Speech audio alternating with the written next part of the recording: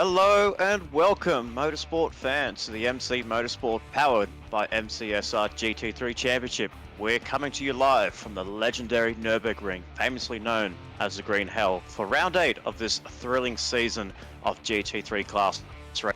Get ready for an adrenaline-pumping race as the drivers tackle the daunting 25-kilometer circuit of twists, turns, and elevation changes that makes this track one of the most challenging and legendary tracks in the world. The Green Hell is renowned for testing and for the skills, precision, and endurance of every competitor, and today promises to be no exception. Whether you're a seasoned racing enthusiast or new to the sport, you're in for a treat. Buckle up and stay tuned as we dive into the action and witness some of the best GT3 drivers battling it out in what is sure to be the race full of excitement and full of drama. Let's get you ready to rev our engines and watch history in the making with the combined challenges of the Nordschleife technical twists and the GP layout high-speed thrills. Today's race is set to be nothing short of spectacular. Let's get underway here in Germany. My name is Nicholas Paltasso, and as always, you've joined this coverage being broadcasted free of charge to the World Wide Web on the MC Motorsport YouTube channel. So to make sure you stay up to date on every Monday night, click that bell out icon and get notified when the stream goes live. Give us a like and thumbs up, share around with your family or friends. It really helps us, and your support means a lot to us here in the commentary booth. This race is going to be a great race, and joining me in the commentary box once again is the legend that brings the stream to life. It's Jared Cole, my co-commentator. Welcome along, good sir, and welcome to round 8 here at the Nurburgring. Mate, great to be back with you, and I am bloody excited for tonight's race. I have an unhealthy soft spot for the Nurburgring, so looking forward to seeing how these guys handle it.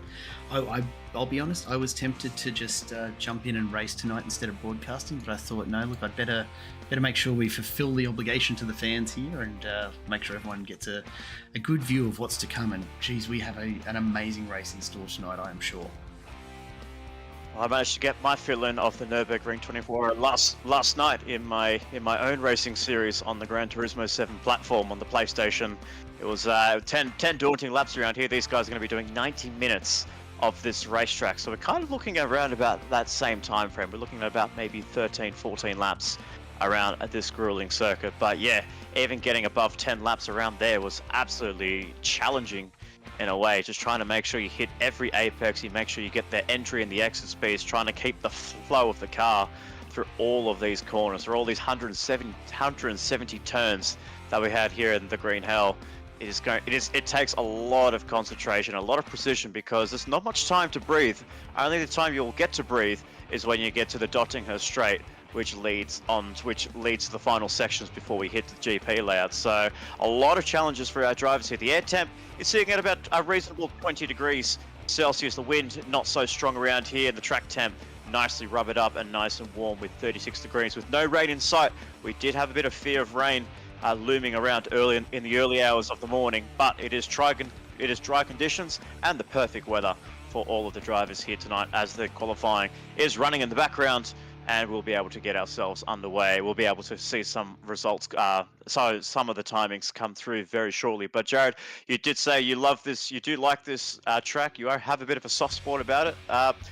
What challenges will we be seeing with these drivers? Will we be seeing a lot of risky maneuvers inside the Nordschleife, or will we see drivers trying to go for those overtakes on the GP layout, or will we see a bit of a mixture of both? Will we see maybe a little bit of hot-headedness and maybe drivers getting a little bit too eager when it comes to making an overtake around here?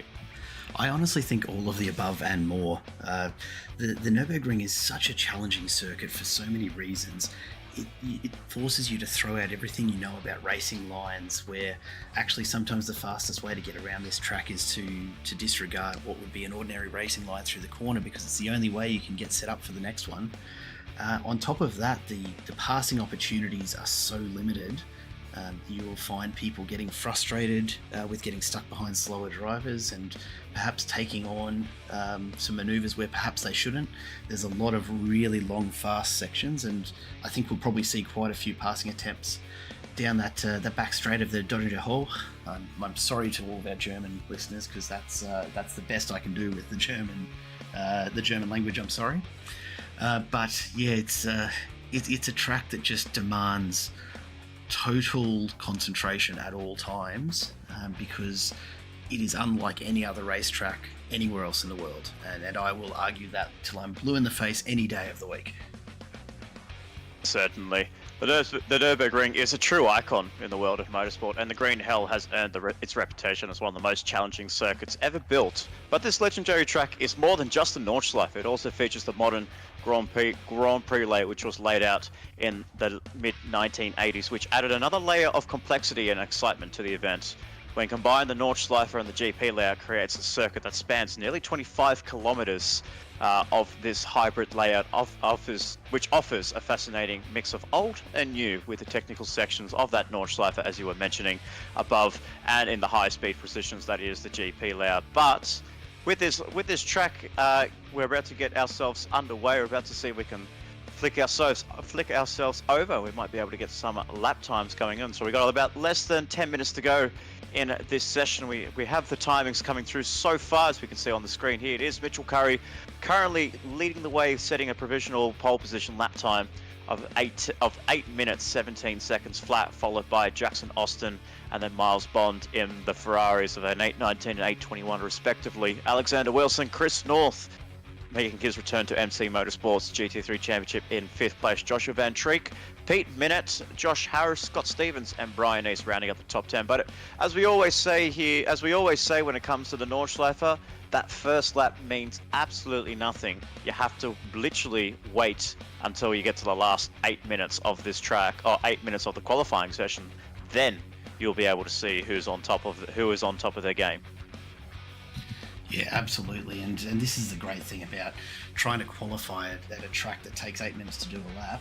It doesn't take much to put you out of the running each lap, and it's a long way back to the pits every time. So I thought we might spend a little time on board with some of our drivers as they attempt to milk the very best out of their cars in the search for a decent qualifying lap. Because yeah, it's a little way to go yet, and I think we'll probably see.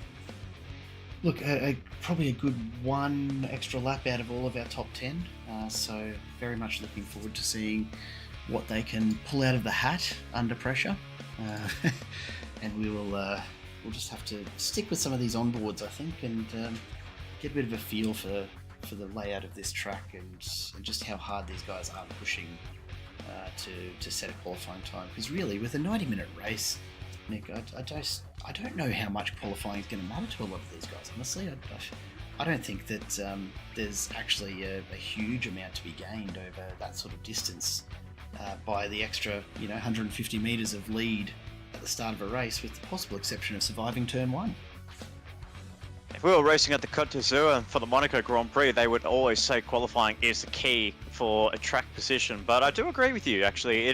Because it is a 90-minute session. The track does narrow up very quickly once you enter the Nordschleife. Obviously, I think the most opportunistic moves that you will see from the drivers will be in the GP layout, I would say, in those first couple of sectors before they turn left into the Nordschleife. So if we are looking at the possibilities of drivers trying to throw it in and trying to risk it all and try to make those overtakes as quickly as they can, so before it goes single file, you're going to see a lot of it in the GP layout. So yeah, qualifying can be very crucial at times, but because it's a 90-minute race, double the points, strategies will be thrown up in the air. It's going to be all up to the drivers on what they do. But we have an outboard shots of Alexander Wilson. Now we actually have an outboard of Joshua Van Treek in the BMW M6. This is one of the star performers in Joshua Van Treek. He actually managed to get himself some very good positionings last time out at Okayama. He put himself inside that top 3, that top 5 in both races respectively, and then Alexander Wilson came through and got himself a double second place. But the highlight of that round was Miles Bond, the car 17 in the Ferrari 296, clean sweep the entire event, practice, qualifying, and the 2 races, and setting the fastest lap as well. The man is on form. He leads this championship now, taking that championship lead away from Mitchell Curry that led into Okayama, now comes into the Nurburgring with a healthy championship lead over his rival. Yeah, what a race that was too. Miles just absolutely blitzing the field in both of the race sessions, and it's something that he's been trying to do for a long time, and for whatever reason each week has faced one challenge or another that hasn't allowed him to do it, but great to see him get that result last week. It was absolutely well deserved. He was in a class of his own for that week, so very much looking forward to seeing what he pulls out around the Nurburgring. Yeah, absolutely right, and we are looking forward to this event as well. It's going to be, like we said, 90 minutes of this session. The qualifying is less than 5.5 minutes to go, and so far it is Mitchell Curry still leading the way. Ian Ward has come through into second place after setting his recent lap time of 8 minutes 19.475. So the lap times are relatively close. Miles Bond did improve on his last lap, an 8 minute 20.2, but not enough to get himself inside the front, onto the front row next to his rival. But Mitch Curry leads the way. Alexander Wilson has actually come through and toppled Chris North up into 5th place. Hugh McLaughlin in 7th, Joshua Van Treek, Pitt Minette, Dean Reddit and Brian East rounds up 10th, 11th on the grid. So we are getting a couple of little words from our director in Mitchell Curry. He says he can't actually see the video stream. He says he can hear our voices, but he can't see the actual stream itself. So we'll have to get our little technical gremlins on that, and we'll be able to try and see if we can get the live feed broadcasted to you on the MC Motorsport YouTube channel. So bear with us as we resolve all of that, but obviously we'll let the guru and the master in Jared work his hands. Absolutely, there's no pressure from the big boss. It's not me, it's the big boss himself. No, it's totally fine. Nothing to see here, which I guess is half their problem tonight, really, isn't it? Yeah. Yeah, absolutely. I mean, it's when it comes to the Nurburgring, I'm pretty sure you don't want to be going in blind. That's for sure, because you're going to be ideal. No, absolutely not. You don't want to be going in blind into this race here, because you close your eyes. Even if you just have like a little glimpse of something and you get distracted, the next thing you know it is a corner's just shown up straight away. So very technical, everything pops up in front of you, left, right and center, and it's all about just trying to really focus for that 90 minutes ahead. But there we go. Now the director has said he's got the live feed through, and we can see Dean Reddit as coming through onto the back section of the Nordschleife, setting his potential last lap of this event. So he's currently running in P10 at the moment. We actually saw some very good performances last time out with Dean Reddit. He got himself inside 4th place in the 40-minute feature race last time out at Okayama. So he's a man on form in the Audi R8. I think he's currently the lead Audi R8, running in 10th place. We had a couple of other ones as well. Alan Dawson, another one. He's yet to set a lap time. A few of them are actually yet to set a lap time. I think they're just kind of going for that one lap, and like you said as well, maybe they're not really considering qualifying as the strongest, as the main focal. It is just this 90-minute endurance that's coming up. Yeah, absolutely. And look, I think if nothing else, the top qualifying time is great for a bit of a psychological advantage over your rivals. Any other track that we go to, you're looking at 2, 3, 4 seconds off the pace, you'd be really concerned. But when you're over an 8-minute lap, yeah, look, it's okay. You'll be fine. Anything can happen over 8 minutes, so a few seconds is neither here nor there. But one of the things that these drivers have got to make sure they don't let get in their heads is the pace in qualifying, because it's not everything when it comes to the Nürburgring. No, absolutely right. So few drivers are yet to make their lap times come through, but obviously we will start to see those coming in within less than 2 minutes to go. So we don't really see anybody coming up towards the end of the section of this track here. We have seen now Alexander Wilson has actually promoted himself up into 2nd place, 8 minute 19.9. Oh, sorry, 18.9. So he's created himself a bit of a buffer between himself and A Ward, but yet again, Mitch Curry's still leading the way. He's only just literally set one lap and he's done. And he said, you know what, that's enough for me. I've set my lap, 8 minutes 17, try and beat that. We're going to have to keep our eyes on the key contenders in Miles Bond, but Miles Bond's actually pulled into the pit lane himself, so he's not going to be able to find any more time. Same with Alexander Wilson, so he's popped into the pit lane himself. So 2nd and 5th drivers are done. Same with Mitchell Curry. So we're not so sure if we're going to be seeing any more improvements here. We are looking on the timing screens there. We're not seeing too many purples or too many greens in this session so far. No, it's and look, it's a long race. It's a long race. So With 52 seconds to go, unless anyone's particularly close to finishing up their lap, this is going to be it for them.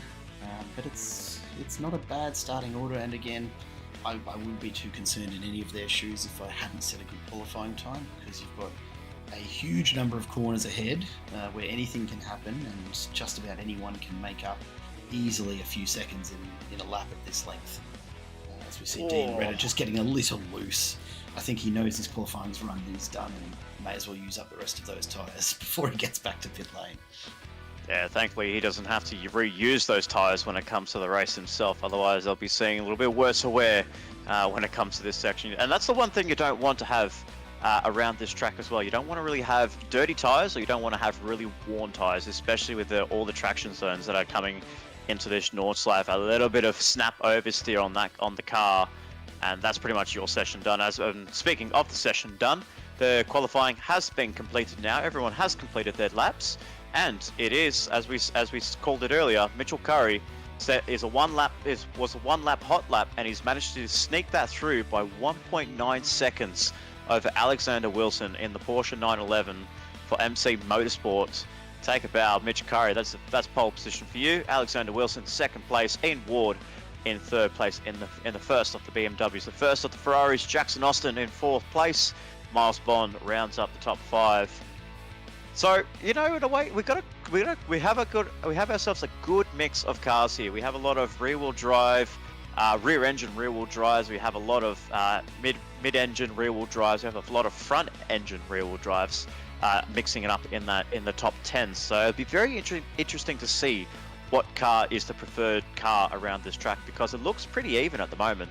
As we look towards the championship standings here, we have Miles Bond running up. Massive issue happened with our standings. I'm sorry, not sure what's going on here. We've got all sorts of double ups. So I think we'll have to come back to that one.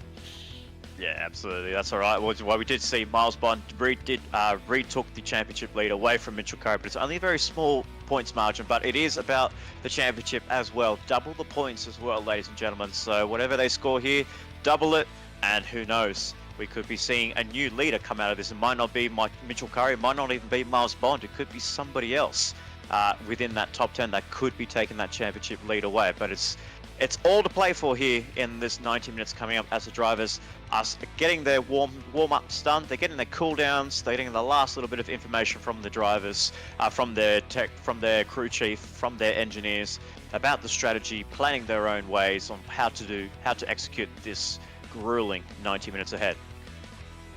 Yeah, look, with double points on offer, I was tempted. I reckon if you had a good run around this track, even though I've only run one of the races this season, I reckon I'd be in with a shot with double points. What do you think? Oh, absolutely, mate.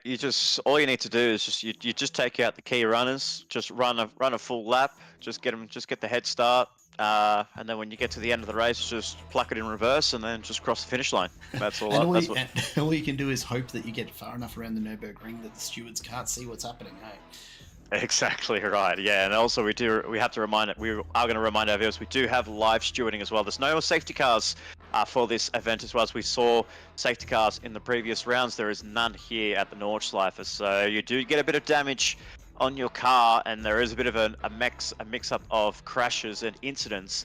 There won't be any safety cars to bunch the pack up, obviously due to the nature that is the length of this track, the 25-kilometer layout of the Nurburgring and the GP layout. So we're almost ready. We're almost set to go here with 2 minutes to go until the lights go green here. So let us know in the chat about your predictions of who's going to take this a grueling 90 minutes double points on offer. It's going to be Mitchell. Could it be Mitchell Curry that's trying to get himself back on the right track after having that championship lead taken away from him, or will we see Miles Bond continue his form from Okayama and go for another points haul and a victory here and really extend that championship lead? Or will we see somebody new that was in contention at Okayama? We have Alexander Wilson that could be a key contender for this. A couple of new drivers as well. Ian Ward is a contender as well. He's been absent in the MC Motorsport category, so he could be one to throw a surprise in.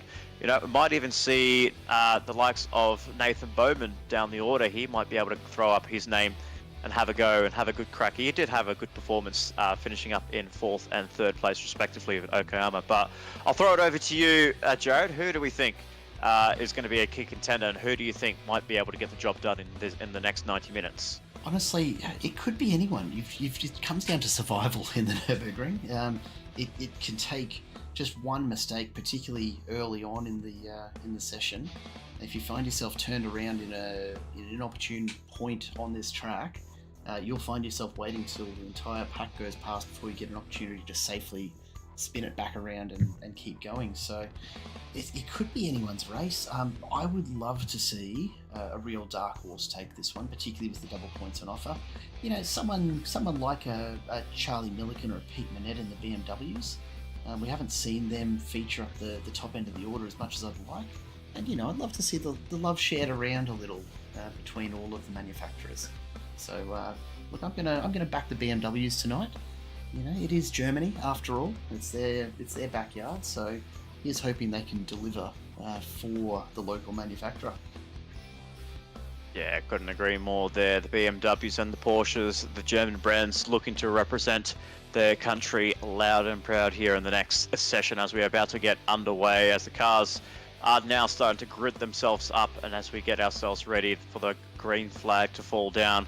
We are getting the 5-minute warning here. The warm-up is complete, and we are about to get ourselves underway very shortly here, so stay tuned for the grid formation and for the race start here as we count down towards this 90-minute endurance. But once all the drivers are set up, let's go through the grid and let's see who is starting where, and then you can let us know who you are backing for this event here. So it is Mitchell Curry starting on pole position, Alexander Wilson in the second Porsche, rounding up a Porsche front row with the BMW and Ian Ward third place, Jackson Austin and Miles Bond, the two Ferraris, leading the charge, flying the Italian flags in fourth and fifth place. Joshua Van Treek rounds up in sixth position, so keep an eye on him in car number 9.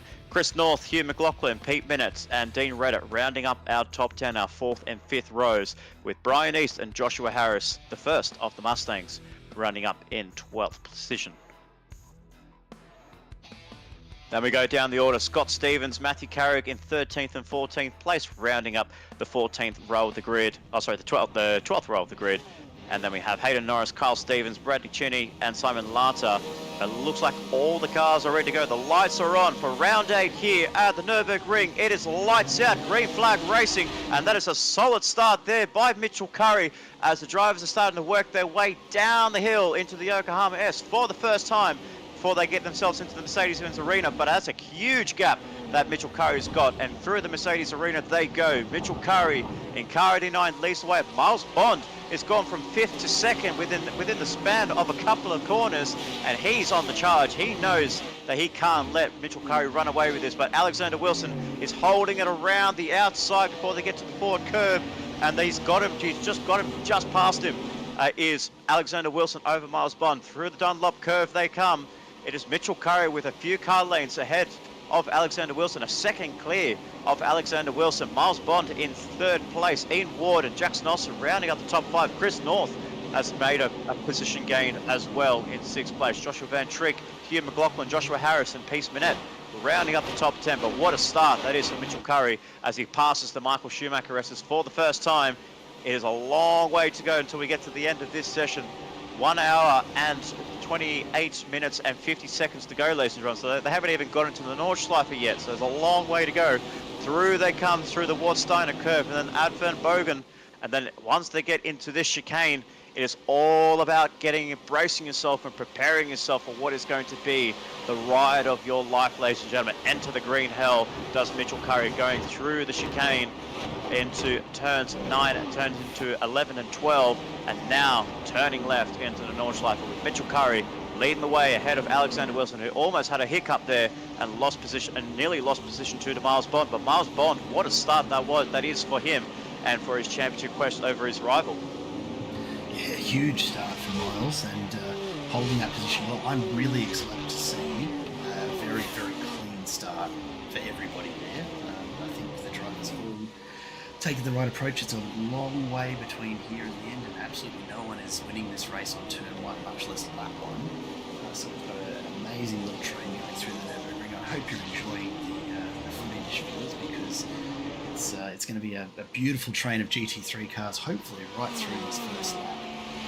What a noise. What a noise.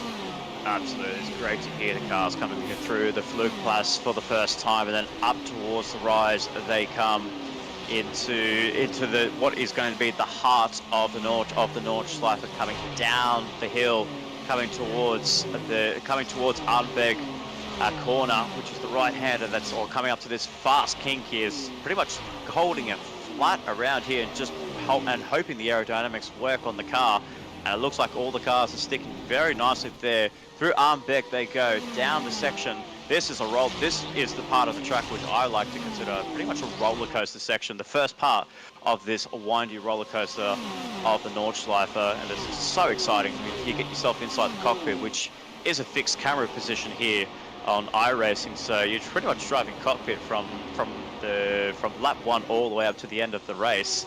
It must be incredible. I mean, I'm yet to experience the iRacing scene at the Nurburgring. Obviously, I don't have much experience on the iRacing form, but you have to tell me from first hand, Jared, what is it like to drive a car like this, or any car that you've driven around the Nurburgring? What is the feeling like, and how scary is it actually compared to, I don't know, like other simulators that you've tried? Look, honestly, the Nurburgring, if you're not considering it terrifying in some way, then you're probably just a slightly bit screw loose in bed. It's everything about this track is designed to be utterly exhilarating because of the fear factor. You've got walls in close, there are no runoffs. A single mistake is likely to take your car out of the race completely. So you find yourself on edge. It's definitely one where you have to really control your urge to go at 10/10ths, because that will bring you undone.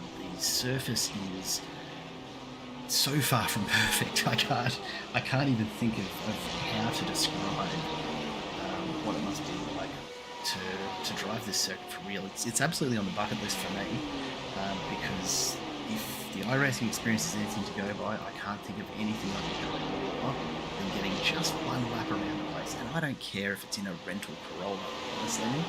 I'd be happy with that. They say, the infamous Jeremy Clarkson once said, the fastest car in the world is a rental car, and damned if I wouldn't try and prove him right. Absolutely, but let's come up towards the front here, because Mitchell Curry's under pressure from Alexander Wilson. They're going side by side before they get into bend work, and they're going to go side by side through the section here. Who lifts, who dares to blink?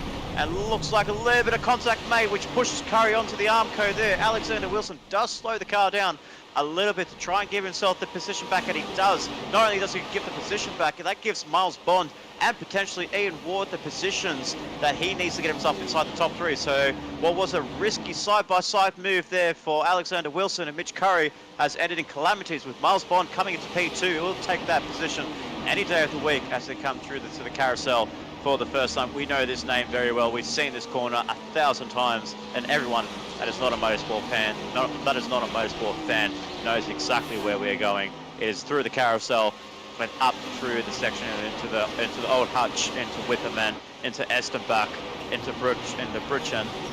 This section is my favorite. And look, Alexander Wilson's gone around. He's spun the car and he's gone around sideways. That is a horrible way to see him go from potentially fighting from P1 all the way down just inside the top 10. Hopefully there's no damage next to his name, but my goodness, and he's still drifting the car, so he must have damage. He's got some critical damage on that 24, and this has been an absolute disaster for Alexander Wilson. He was battling for the lead with Mitch Curry, made a bit of a mistake there, trying to pushing him into the Armco. He did give the position back, but it has just gone from bad to worse here for car 24, and unfortunately, that's his race ruined in the span of a few corners. As we can see on the replay, on the action replay, the MC Motorsport replay, he just caught the curving there, which unsettled the rear end of that Porsche, and unfortunately for him, Ian Ward and Jackson Austin had nowhere to go, and unfortunately just collected him and pushed him into the Armco. Yeah, it doesn't take much, and then after that he's lost all grip in the rear tyres. He's just overheated them with that long slide. And it's just brought him undone on the next set of corners. These curbs are vicious. There's no other word for them. You cannot get up on them and expect to keep the car in one piece, especially not running a Porsche. Wow. You're asking for trouble. Yeah, Yeah, absolutely there. So that's a horrible run that it's been for Alexander Wilson. So he's going to have to find some sort of way to come up with a strategy masterclass to get himself back inside the top 10 at least, because he wants to keep his championship hopes alive, because it is double points. So even though he was running P2 and challenging for P1, like I did call in early in the broadcast there, Jared, there are drivers that will go for risky moves there, and I think for Alexander that was a little bit too risky for him, especially on the opening lap of this race there. Obviously track position is key when it comes to the pit stop cycle, but I'm just not so sure if that's something that he needed to do. Maybe just, well, I mean, I'm not a seasoned veteran like these guys here. Obviously these guys have a lot more balls and heart when it comes to racing around the Nordschleife, but I think it just from an outsider's view, I think that's just a little bit too early to make moves like that. Yeah, look, we're barely even 10 minutes into the race at this point. That is not what you want to be trying out. Honestly, Mitchell Curry's coming to the pit lane. Sorry to cut you off there. No, I think he's probably picked up just a little damage perhaps and wants to get that sorted for the rest of this race. Honestly, such a high-risk, low-reward manoeuvre to be pushing it up over curbs in the first lap. I don't know what he was thinking. Yeah, absolutely. So it's a little bit risky, but you know we're all sim racing drivers in this part of the world. So we always want to try and do the best that we can. And we always want to try and make sure we put on a great show for the fans and for yourself to try and move up towards the front. But you know, we'll see what happens there. But we did see Mitchell Curry did come into the pit lane. I do believe it was for that contact that he had with Alexander Wilson when they were going side by side into the ex-Muller. But as we see an onboard here with Joshua Harris, looks like he's had a bit of an accident. He's come to a standstill. Looks like he's retired the car early on, and we can just see there he's coming to the pit lane, and the car is too heavily damaged to be called out. As we can see there, whoa! I believe that is Dean Reddit that's gone barreling through into one of the Corvette drivers. That's Simon Lata. The car 66 is gone plummeting through into the Nordschleife, through the Hasselback, and he's just collected the Chevrolet driver. And unfortunately for him, we can see an action replay there. Whoa, that is ambitious. Alan Dawson, Alan Dawson, really out of character for Alan. He's usually all over the Audi, so I wonder what's happened there to come in with that much speed. I have to wonder if he's had some sort of control issue or something. There was just no brakes in that. No, this literally didn't have any brakes on that car whatsoever, and we can just see from the outboard that steering wheel is pointing is pretty much pointing in the wrong direction. All the camber is pointing in the wrong direction for that Audi, and yeah, like you said, that's very uncharacteristic like Alan Dawson. We've always seen him up towards the pecking order of this of this top 10, and unfortunately with a bad qualifying, I think that's the kind of risk you put yourself in. When you put yourself down the order, you overdrive the car a bit too much to try and gain some positions, and unfortunately for him, that's not how he wants to see his reputation by taking somebody out there. No, not at all. And look, it would be ill-deserved from what we've seen of his driving so far to base any kind of assumption on that one incident. I'll be interested to hear in a bit of the post-race challenge just what's happened, because that was a huge one. So that's Alan out, that's Simon Larder out. Looks like Bradley Cheaty's actually been taken out as well, although we didn't see him pick up any damage there. I might just see if we can find some footage of that at some point to come back to, because we've got 3 drivers out and Josh Harris still sitting in the pit waiting repairs after those lap 1 incidents. So, you know, this is the story of survival around the Nurburgring. You cannot push it to the absolute limit and expect to walk away without a few bumps and scrapes at the very least. Yeah, and imagine doing this kind of event for the 24 hours that the iRacing community throws up together in the June-July months. We've seen actually a couple of the drivers that we have in our GT3 championship have participated in the Nurburgring 24 hours at least more than once, you could say, and obviously most of them are very familiar with this layout, but like I said, like it is a 24-hour event, and it's all about keeping the car clean. It's about keeping the car pointing in the right direction without making any silly mistakes here. But because it's a 90-minute session, it's kind of like they've thrown that out the window. They thought, we have the 24-hour experience. This is only 90 minutes, so we're going for it. We're going full send. And we're going to do our absolute best to get these cars up towards the pointy end, and we want to get ourselves the best result as possible. And the best result is for Miles Bond, 4 positions from the start, is leading this race with a healthy margin, 1.8 seconds over Ian Ward in 2nd place. Jackson Austin, Chris North rounding up 3rd and 4th place with Joshua Van Treek inside the top 5. So let's look down the order there. We want to try and see if we can find the likes of Mitchell Currier, where he's coming through. He's down in 16th place there. He's all alone at the moment. He's got himself 9 seconds, just over 9 seconds from the next driver in Kyle Stevens in 15th place. But he's one of the first drivers that has come into the pit lane. He did have to repair a bit of damage on his car after going side by side with Alexander Wilson. And Alexander himself, he's gone down the order in 20th place, so it doesn't look like he's going to be making any charge through the pack anytime soon. 53 seconds behind Ryan Palmer in 19th place. So a horrible start by both of these drivers who were only just a lap ago were battling for the P1. And honestly, I'm going to call out Mitch Curry here as the race director.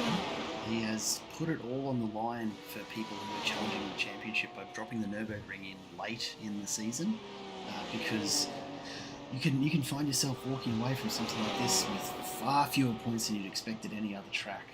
If it stays as it is now, if everyone decides to start putting together some clean laps from here on, then this could have a huge impact on the championship standings, particularly with those double points.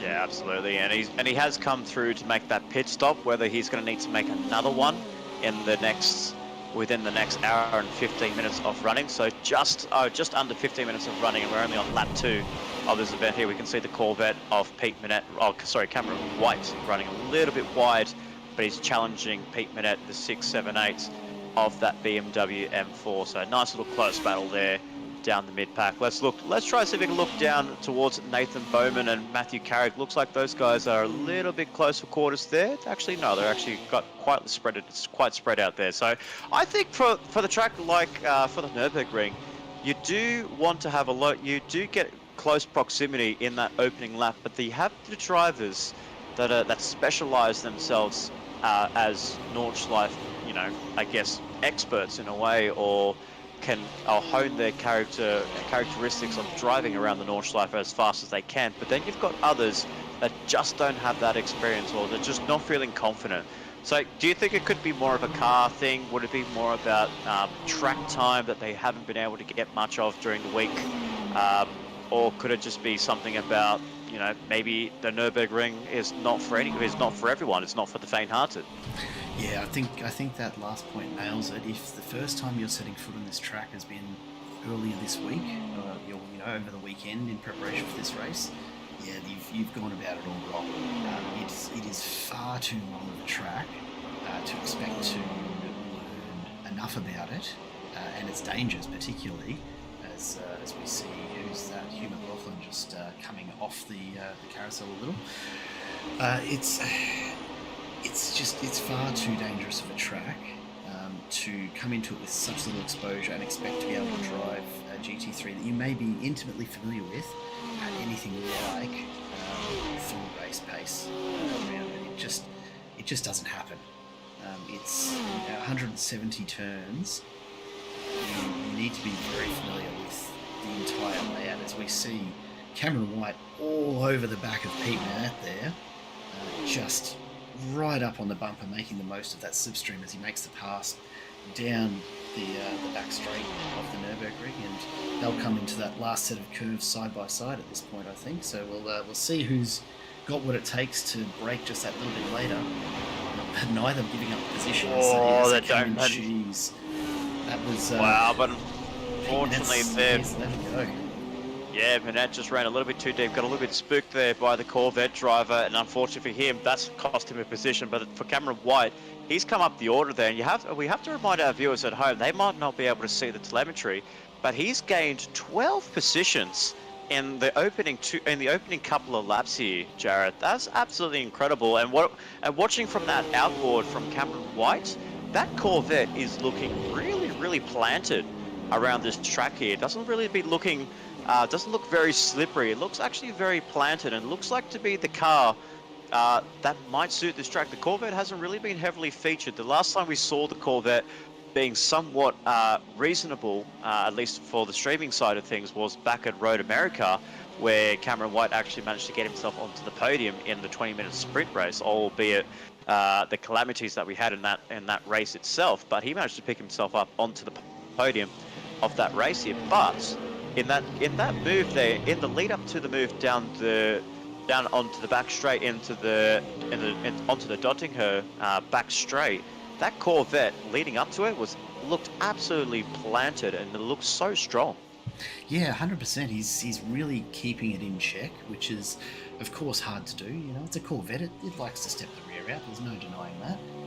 His lap times aren't the fastest that we've seen on that last lap, but he's certainly challenging. He's within a couple of seconds of the leader's lap times, and evidenced by the fact that he's up 12 positions. All it takes is a bit of consistency and leaving yourself just a little bit of room for error, while pushing others to make the errors in front of you. And unfortunately for Pete Manette, he's been pushed just that little bit too far and found himself now about 3 seconds behind Cameron White's Corvette. So some work to do for Pete to catch back up and put the pressure back on Cameron, but it's a long lap and a long race with still an hour and 11 minutes to go.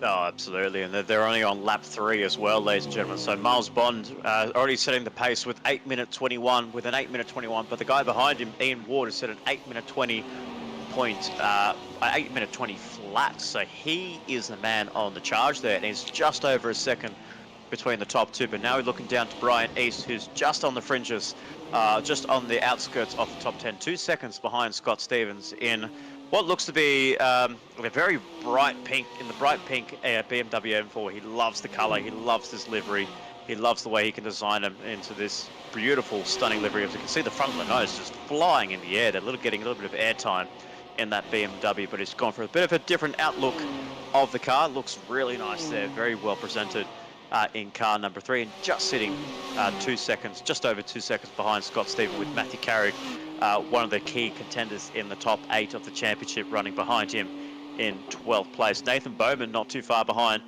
in 13th place.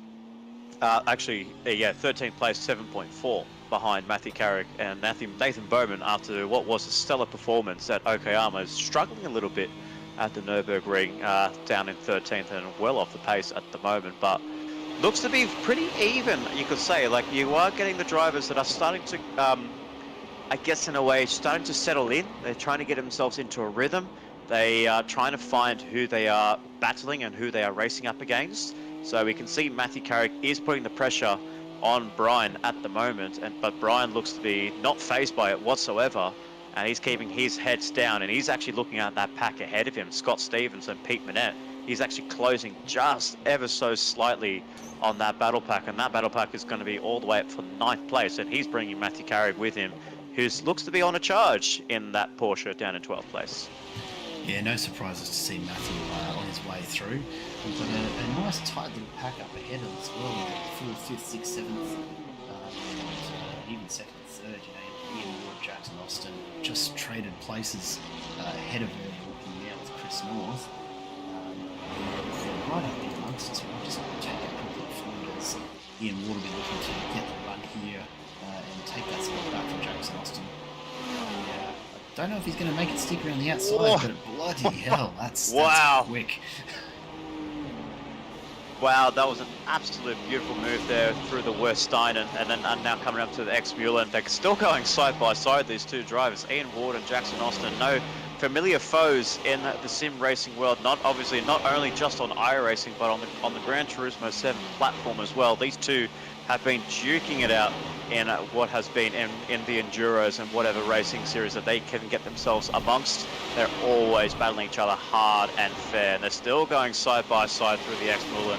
But Ian Ward finally comes out on top in 2nd position. He actually runs a little bit onto the grass there, so a little bit wide, which opens up the opportunity for Jackson Austin to throw a move in down to the bird walk. Does he throw it in, have an opportunity? No, he doesn't. He's going to stick behind him coming through to the carousel section. But a nice battle there for P2 between Ian Ward and Jackson Austin. Very healthy, competitive rivalry between those two. And actually, I do have to remind our viewers, he's actually gone very wide through the carousel before it gets to my viewpoint. Ian Ward has completely missed that corner massively, which gifts Jackson Austin P2. And the drivers behind, Chris North and Joshua Van Trick, are coming.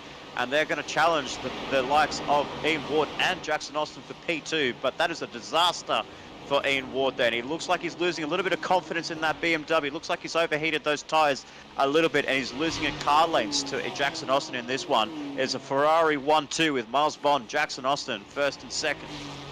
Absolutely fantastic strategy from Jackson there.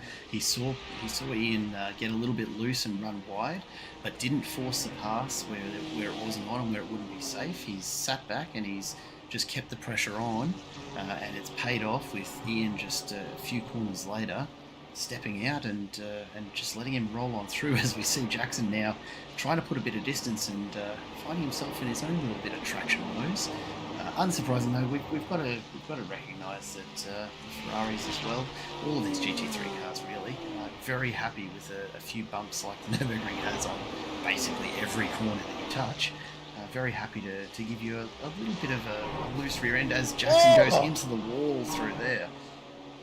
Oh, there's contact for the Ferrari onto the barriers, and unfortunately from what he gained is now he's about to lose. Ian Ward passes him. Chris North is about to pass him onto the podium into P3, so that is a huge mistake by Jackson Austin. We actually saw that on the lead up before he actually made that mistake, how much he was pushing on those tyres, and that Ferrari was not responding whatsoever. So he's absolutely lost a little bit of time there, lost a bit of confidence. I don't think there looks like to be too much damage, maybe just a scrape with the Armco. That's all the damage he got, but it looks to be safe in contact, intact for now.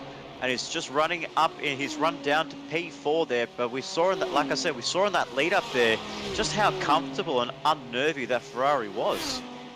Yeah, we'll see if he's, this will tell us if he's got any aero damage, right? As if he can actually hold on to the back of Chris North as he's absolutely steam, and he's still right up there, so that bodes well. It doesn't look like that tap of the wall has actually affected him too much at all, and he'll be thanking his lucky stars that he hasn't thrown away this top 5 position that he's holding on to. He's all over Chris North, so he's actually looking to make the pass, so he may have gotten away lucky, maybe just a little bit of an alignment issue, I would guess, but no significant damage that's taken him out of the running. So Jackson Austin, you are very, very lucky. Yeah, absolutely, and looks like everyone's coming into the pit lane right now. They are. Looks like they're coming in for a fuel stop, maybe a tyre change. We've got ourselves, how long we've gone in? We're only going about 24, just over 24 minutes into this race, ladies and gentlemen, and we're seeing the first of the pit stoppers all coming to the pit lane. Pretty much everyone's coming into the pit lane, so I wonder if it's a low fuel tank that everyone has been set upon, and they're all pretty much running the plan A strategy where they're all pitting at the same time. But keep an eye out, because Mitchell Curry was the first man that did come into the pit lane, as Jackson Austin has gone too deep into his pit boom, running into the back end of Ian Ward's BMW M4. Let's see if we can jump over to Mitch Curry, see where he actually is on the track right now. There he is. He's on the pit straight. He's going to be coming flying through, passing all these drivers coming out of the pit lane. Miles Bond, who was the leader of this race, is about to lose P1 to Mitchell Curry. And there you go. Mitch Curry retakes the lead into position 1 there, taking that lead off Miles Bond, who's now coming out of the pit lane in position 2. Chris North, it looks like he's coming out into position 3. Ian Ward to P4. No, actually Cameron White is moved up into P4. So the Corvette is now gained 16 positions from the start of this race, ladies and gentlemen. Wow. Talk about a driver of the day for the Corvette driver. Yeah, and look, we said this earlier, the qualifying positions are nice from a psychological perspective, but they really don't mean a lot on a track as complex, long and technical as the Nurburgring. Anything can happen, and if you can just hold it together, you'll find yourself making up a few seconds of qualifying difference, no problems at all. Really interesting looking at the pit stop times there for everyone. Most of those pit stops just a couple of seconds over a minute. Now Mitchell Curry's earlier, almost 10 seconds faster at 52 seconds through the pit lane. I'm wondering whether that was actually a strategic stop to top off the tank early, and not have to take quite as much fuel, because they're all going to have filled the tanks up at this stage. We've still got just over an hour to run. They're going to have to make a second stop before the end of this. I wonder if Mitchell's going to try and go for still a two-stop strategy, but really making that first one just that little bit lighter on the fuel intake. You know, there's quite a difference in the amount of fuel that you're going to need to take, even by doing one less lap before you take it through the pits. So it'll be very, very interesting to see how the strategy here plays out, if indeed he's done it intentionally. It says to me that it probably wasn't a damage repair. I think he's done it for fueling. Interesting. Let's see. Yeah, and I think that the key thing was for Mitchell was he actually came out in clear air. So even though he was miles behind the driver that was sitting up in 15th place when he came out of the pit lane, he had a heap ton of clean air with about 40 seconds worth of clean air compared to his rivals, and he pretty much closed the gap to about 18 seconds, 15 seconds by the time that everyone else came into the pit lane. So that clear air really benefited him so much to close up towards the drivers in front of him, which has now allowed him to have an 11.8 second, almost 12 second gap now over Miles Bond down in second place. So it could be a saving grace for Mitchell Curry, but it is still early on in this event. We haven't even crossed 30 minutes yet into this race here, but so far the man of the match performance is going to Cameron White in the Chevrolet Corvette in 4th place. Also, an additional note to our viewers at home, the early contact that we saw on lap 1 between Alexander Wilson and Mitchell Curry. Alexander Wilson has retired from this race, so he is done and dusted. So the man that was in 3rd place in this championship won't be scoring any points in this round, and there's going to be a huge blow to any chances of him trying to take top spot away from Miles Bond and Mitch Curry. And you know what? Despite how it looked earlier on with Miles dropping right back through the pack, he's straight back up there. It's and Mitchell Curry, catching up after his early stop. It's going to take something special for anyone to stop those two at the top of the championship, really, isn't it? Yeah, couldn't agree more there. Those two are going to be duking out right up until the checkered flag on the last round. So you have to stay tuned, ladies and gentlemen. If you like what you see, give us a thumbs up, subscribe, and share it around to your friends. The MC Motorsport YouTube channel, where this community is growing day by day, and the iRacing scenery is exploding, full of positivity and great vibes here. So if you are interested, join in the Discord, join our family Discord, where you'll get to meet these drivers, and you might be able to put your name down and one of the GT3 champions and be part of this great community, and you might be able to see yourself racing here in the MC Motorsport, powered by MCSR GT3 Championship. So what are you waiting for? Only a few more rounds to go. Make your name heard, make your name seen. Join us here at MC Motorsport. But we are halfway through lap 4. It is Mitchell Curry rounding up in position 1. Miles Bond, Chris North, Cameron White, Ian Ward rounding up our top 5 there. So our first pit stop sequences are done, and it is the man in car 89 who had an excursion in lap 1, but has pretty much saved his bacon with a 10.5 second gap over Miles Bond in 2nd place. Yeah, I was just having a look at Dean Reddit there in the background of that battle between Joshua Van Treek and Jack Austin. We might have to just keep an eye on him. He looks like he's getting very, very loose in the beginning. I don't know if he's perhaps just found the absolute limits of the car's ability around this track, but just noticed him stepping it out a little sideways through there. He's got a little struggle with the tyres being a little overheated as he comes back into the next section of twists and turns. I'm hoping he's using the time to just take it a little easier and look after himself to get through. If he's not keeping up, there's no point in crashing himself out, as we've already seen to 4 of our competitors tonight. It's a hell of a start. We can see the Chevrolet driving Cameron White putting the pressure on Chris North here. So Cameron White has been very quiet in this GT3 championship, only scoring himself a podium at Road America only a few rounds ago. Then we can see Ian Ward again has missed the carousel, so he's gone wide there. That's the 2nd time of asking. He's missed that section there, and unfortunately for him, he's really struggling to get that car hooked around there. Now, I was going to get back to the point while we're watching the battle between Ryan Palmer, Matthew Carrick, and Brian Ist for the battle of 11th place. do want to I do want to let our viewers know that Ian Ward in car number 7, he's actually running the controller on the iRacing world. So he actually did this a couple of months ago in the Nurburgring 24-hour. He was driving alongside Mitchell Curry and Chris North and another driver that was competing in the Nurburgring 24 hours.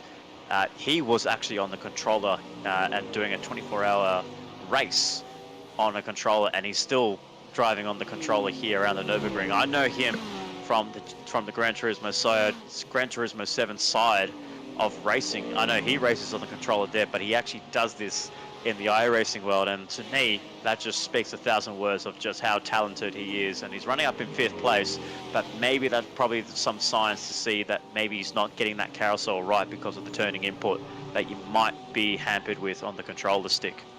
In saying that, he's certainly had some decent results in a couple of other Nurburgring rounds, even not the enduro rounds, but there are a couple of, what was it, week 13 races where they had some pretty interesting cars running through the Nurburgring. We've seen him run some really good laps in Rupert Miller's 3 years, so he's no stranger to the track. Really does make me wonder why it is he's finding it so difficult to get the nose down into the lower section of the carousel and really make it stick through there. So we'll have to keep an eye on him next lap and just see if we can figure it out. Yeah, absolutely. It could just be a couple of points, maybe just outbraking the car, and the car just not hooking it up. As we can see there, Ryan Palmer just dips it on the curbing there, just clips the arm curb, but thankfully for him, no damage on the 16 Holford.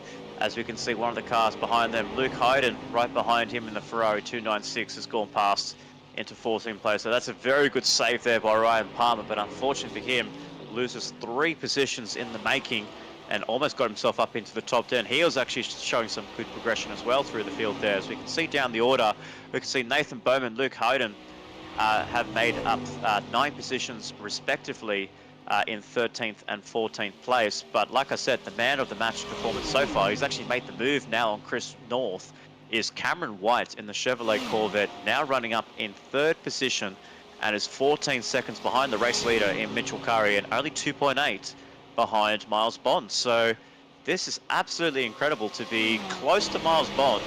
It's huge, as we can see ourselves, and the exterior of the rear bumper of the Holford in Ryan Palmer's. It's a very cool shot here that we're getting from all of our cameras here. So do have to thank our cameraman in throwing us all the good points. And we can see there, just loses the front end, that aero wash coming from that Ferrari 296 hampered that Ford Mustang. And unfortunately for him, he looks like he might have to go into the pit lane and fix that car up. I mean, he might get away with it again, because that's twice in a row that he's gotten away with damage. We'll wait and see what the car does. Nah, it looks like it's right hand down. So he's definitely coming into the pit lane and fixing that car up. So, man, from working your way up from the field.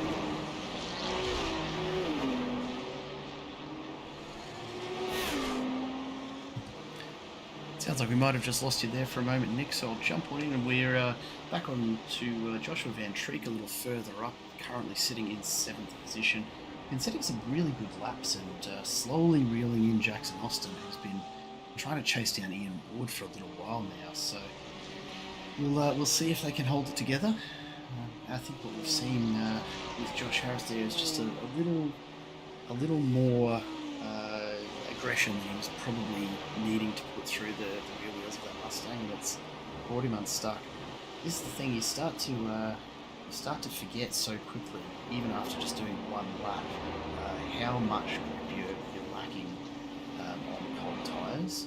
And yeah, although they warm up pretty nicely across the course for a lap, if he's overheated them in the tight sections before that, trying to make up the seconds, then yeah, you're gonna find yourself without the grip you expect to take some of those high speed corners, and I reckon that's probably what's happened to him. He's just come unstuck with a little bit of aero damage perhaps from the earlier incident, and that's been enough to really write him off for the rest of this race. I'm sorry to say, Josh, I think you're done, mate. No, I was about to say as well, like now you mentioned about the tyre warm-ups and stuff, so if we're going around here around the Nordschleife at the Nürburgring that also connects with the GP layout, when are we roughly looking about those tyres to be coming up to optimal temperature? Is it as soon as basically you enter the Nordschleife and you think to yourself straight away, all right, tires are heated up, they're ready to go, I can go push and full send? Or does it actually take a little bit longer for these tires to get into working temperatures? I mean, I'm sure all the drivers have their telemetry and they have everything that they need for tire pressures and tire temperatures, but do the drivers, can the drivers actually feel when the tires are switched on, especially going through the Nordschleife, or does it have to go after, like, does it have to go later into the Nordschleife that they realize that those tires are switched on and they're heated up and they're ready to go? I think a lot of it has to do with the run you get through that first section and how much heat you manage to put in through the GP. Those corners are certainly nowhere near as aggressive, and if you find yourself in a bit of a slower run through there, you may just enter the more technical section of the track without as much heat as you were planning on. Now look, it picks up pretty quickly once you do get into the tighter turns and more frequent turns, so it's not something that should really be playing on their mind. But look, if they're in the tight battle and they're not thinking about when they've just changed their tyres over for a cold set, as we see Jackson Austin getting very, very loose on the front end there. Managed to hold it to the end though, so well done. But let's see if he's done any damage to those tyres now that he needs to put back in.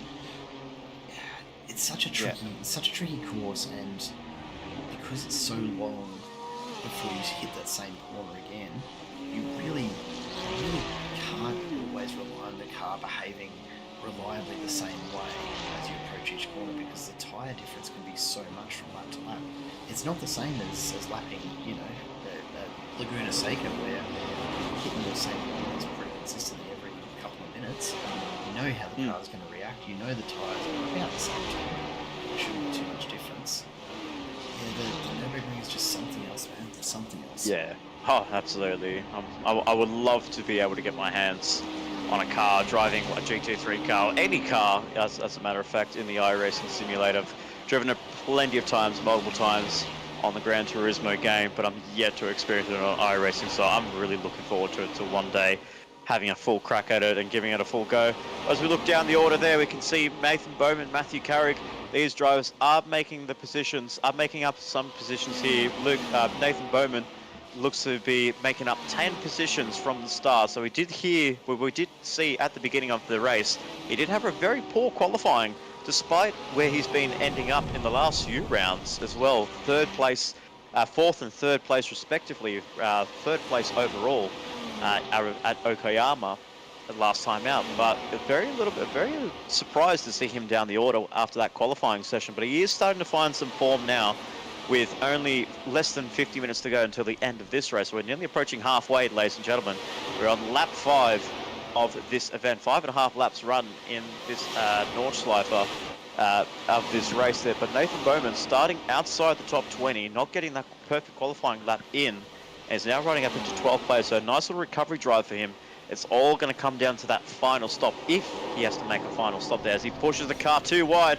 And as I say that, I accidentally put the commentator's curse on car 53 there. Forgive me, Nathan, but unfortunately that's not how you want to be able to tackle that corner going into the carousel. So what looked to be a strong, decent recovery drive for him has gone in tatters and gone the reverse for him. So please forgive me. That's all you, Nick. I didn't say a word, mate. Exactly. That's not what Nathan would have wanted to see.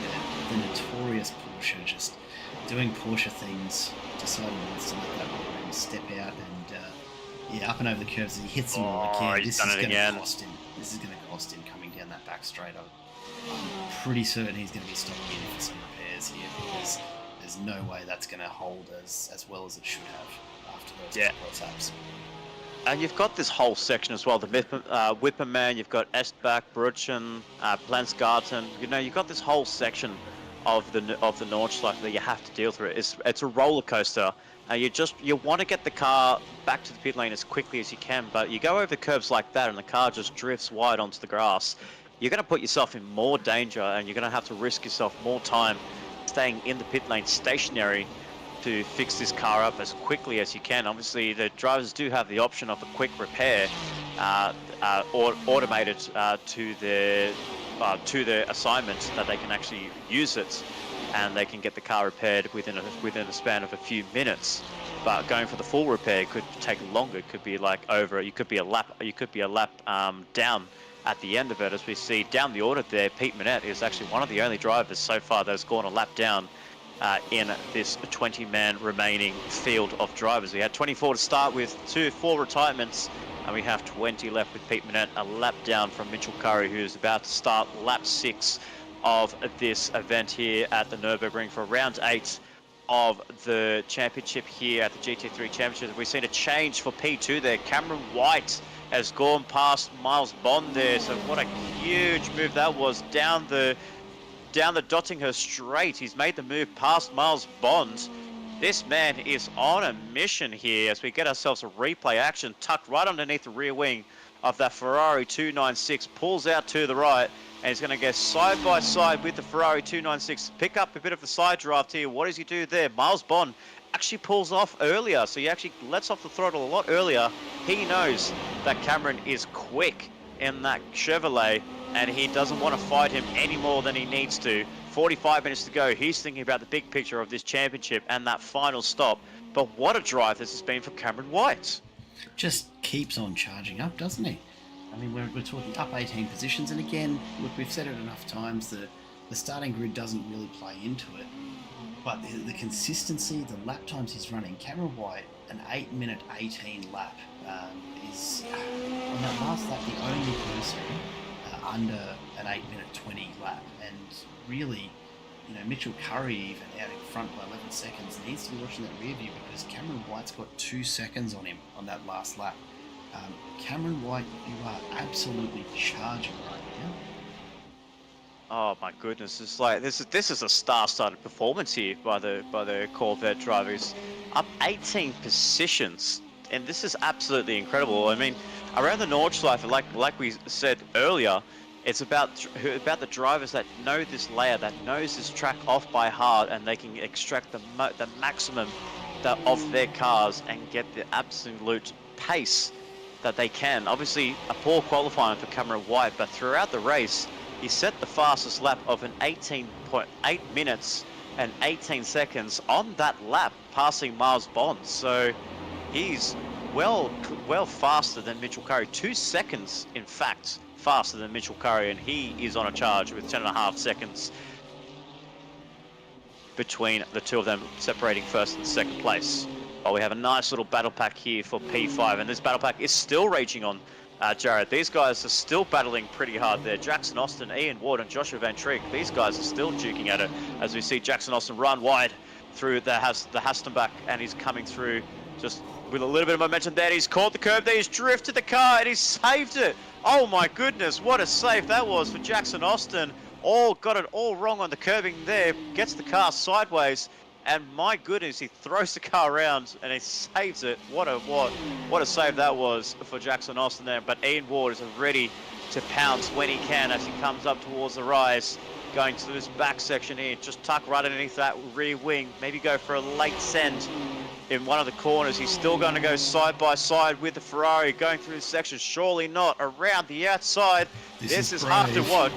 This is going to be a brave move for Ian Ward. Can he get the move done? They still hold it side by side. What can Joshua Van Trick do? Can he follow his fellow BMW driver? He can't. And Ian Ward pulls off a brave move around the outside. And Jackson Austin saying, I'm not done with you yet. He wants to get that position back, but that BMW's just got the grunt down the hill, and Jackson Austin still doesn't want to give up on this. He's still fighting it through. He's going to stick the nose in, and they're almost going to go side by side, but he backs out of it at the right time. Ian Ward gets that move done finally over Jackson Austin there. What a battle, what a race this has been for Ian Ward. Jackson Austin and Joshua Van Trick hasn't really been too involved with all the side-by-side action. He's just sitting in the background thinking, you guys keep battling, you guys come into contact with each other, I'm picking up those bag of lollies, and I'm going to take that 5th place away from you. Jackson's got to be really careful though on that passing move that Ian Ward's put in. He was very, very squirrely in the race. He's got to be thinking about those tyre attempts and backing off before he has another crack at it, or he's going to put himself sideways here. He's skirting a very, very fine line by the look of it, between having the pace that he needs to get back in front of Ian Ward and just losing all his grip for the rest of this race, and there's a lot of corners ahead of him that he's going to need everything he can get. If a BMW is passing you around the outside of a corner, yeah, maybe a good idea to just let him go and tuck in for a while. Yeah, absolutely. So Ian Ward is still holding on very nicely in 5th place. Jackson Austin holding on to 6th place as well. We can see the next off the pit stop is there, Kyle Stevens, the latest man that's come into the pit lane for what looks to be the final time there in the Ford Mustang, running down in 17th place. So definitely not a performance that he wanted in the Ford Mustang. They can just see there how badly beaten up it is there. So he's definitely not had a good time here around the Nordschleife, around the Nurburgring. So he's in for a long race. There's only 42 minutes left until the end of this race, with Mitchell Curry still leading the way over Cameron White, who has taken the last time we called it at 10.6. It's now 9.5 seconds between Mitchell Curry and Cameron White's apologies there. Now less than 9 seconds, 8.8 seconds between him and Mitchell Curry. This man, it's just I'm just fascinated. He's unbelievable. The pace that he's got in that Chevrolet, it's incredible. Obviously the car, yeah, I don't know whether it's just whether he just is in one with the track, or the car is working perfectly around here, or it might be just a bit of both. I think it's worth calling out as well, Miles Bond, a dominating performance last week. Cameron White, in the space of just a few minutes, really, it feels like, has all of a sudden put 4 seconds gap between himself and Miles. The pace that he is getting out of that Corvette is utterly insane. Yeah. Oh, absolutely. He's just taken another 3/10 as we were speaking about him. But as we see there, as we just saw a glimpse of the background there, Ian Ward's actually dropped back behind Jackson Austin and Joshua Van Trick. So he looks like he's made a mistake coming through into the Kirchhofen section. So unfortunately down to P7, now P8. So it looks to be a little bit more damage coming from his side there, because he's really slowing up here as Ian Ward.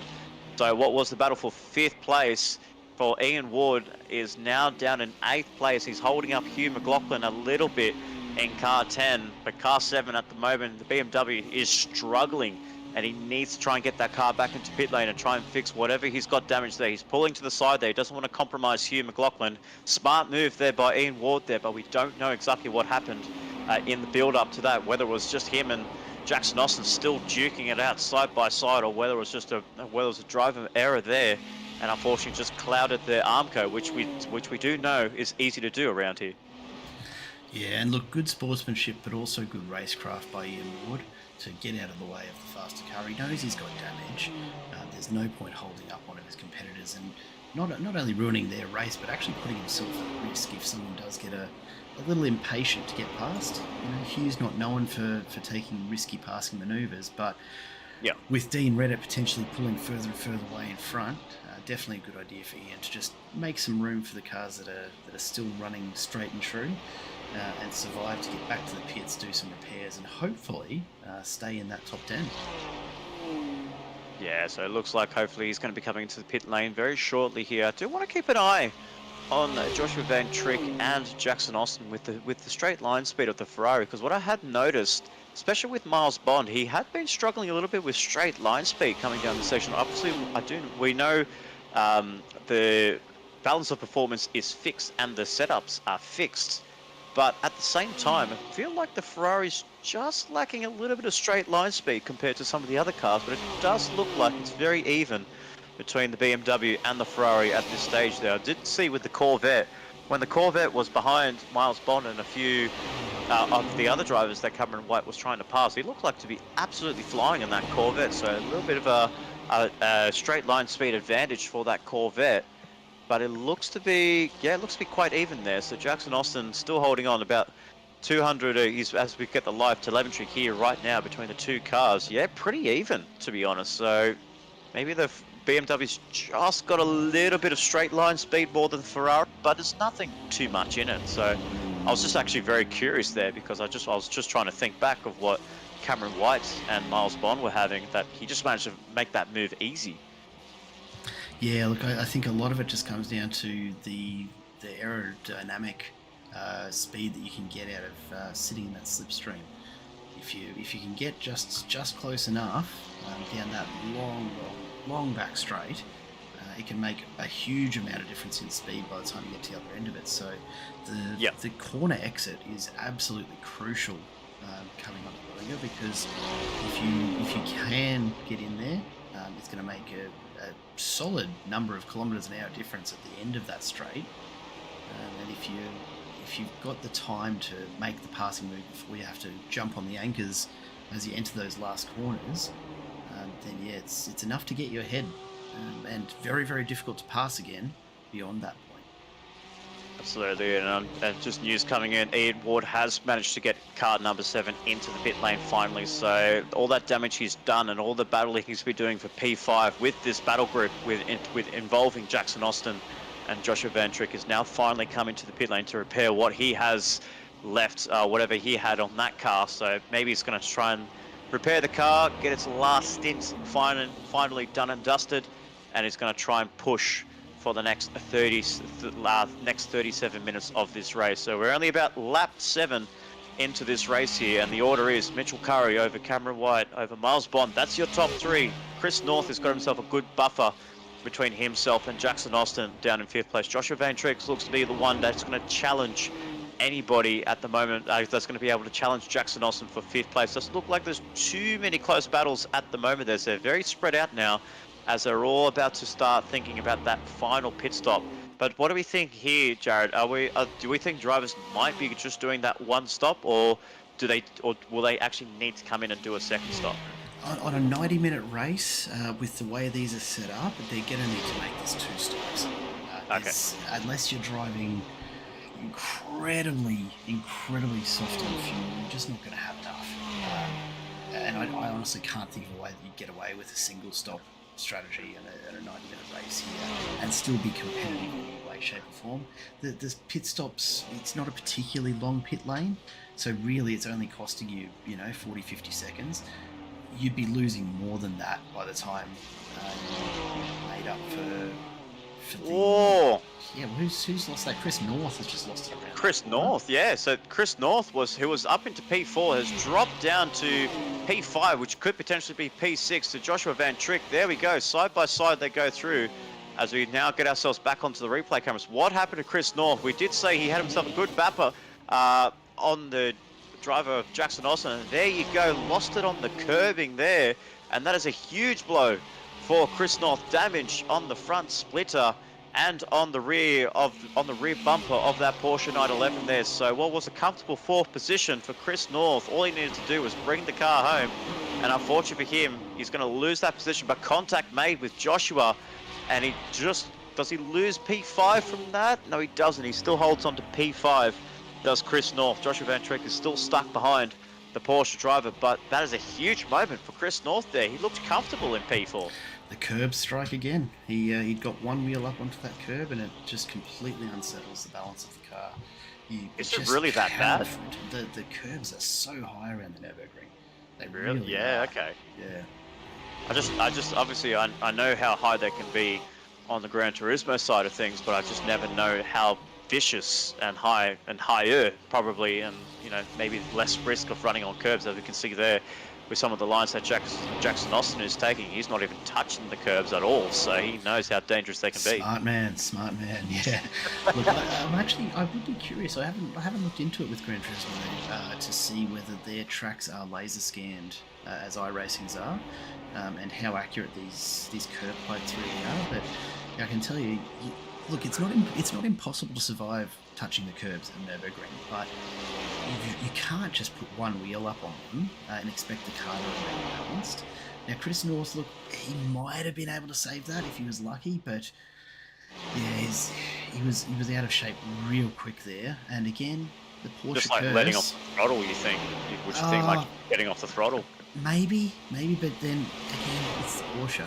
Like I don't know if there's anything you can do to save those once they get a little sideways. Fair enough. They love going for a spin. Wow, okay. And as we know, it's been a very heavily Porsche dominant season here in the MC Motorsport powered by MCSR GT3 Championship.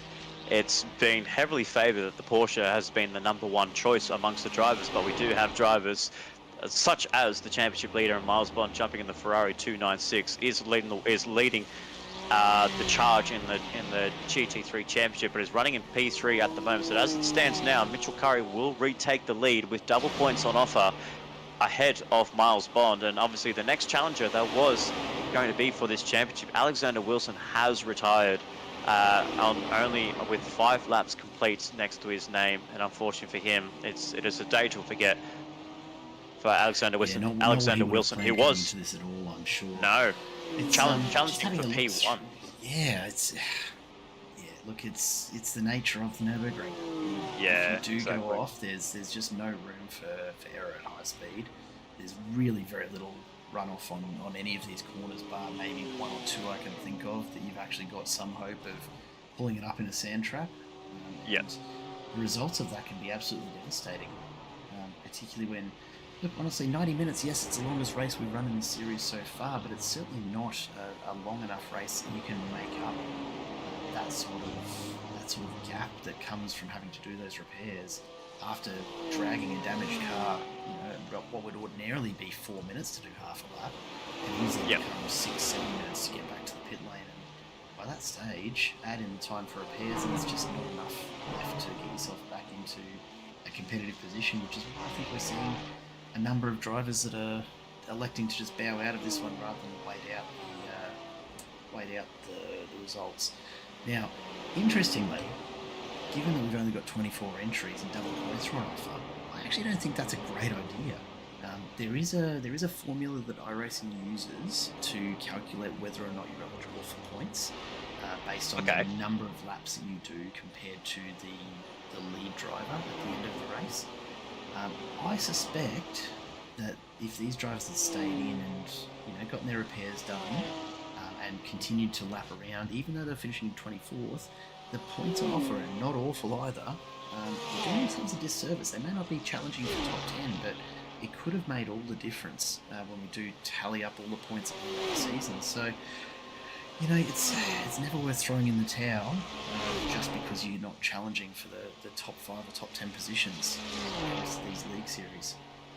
No, exactly, because all the points matter in any form of league racing that you do, whether it's here on iRacing or any other platforms that championships are run. It's all about getting those points in. Yes, you might not be in contention to win this championship, but it's all about just showing that commitment that you have brought to this GT3 championship. The weeks that you've come in, you've prepared yourself, you're ready to go.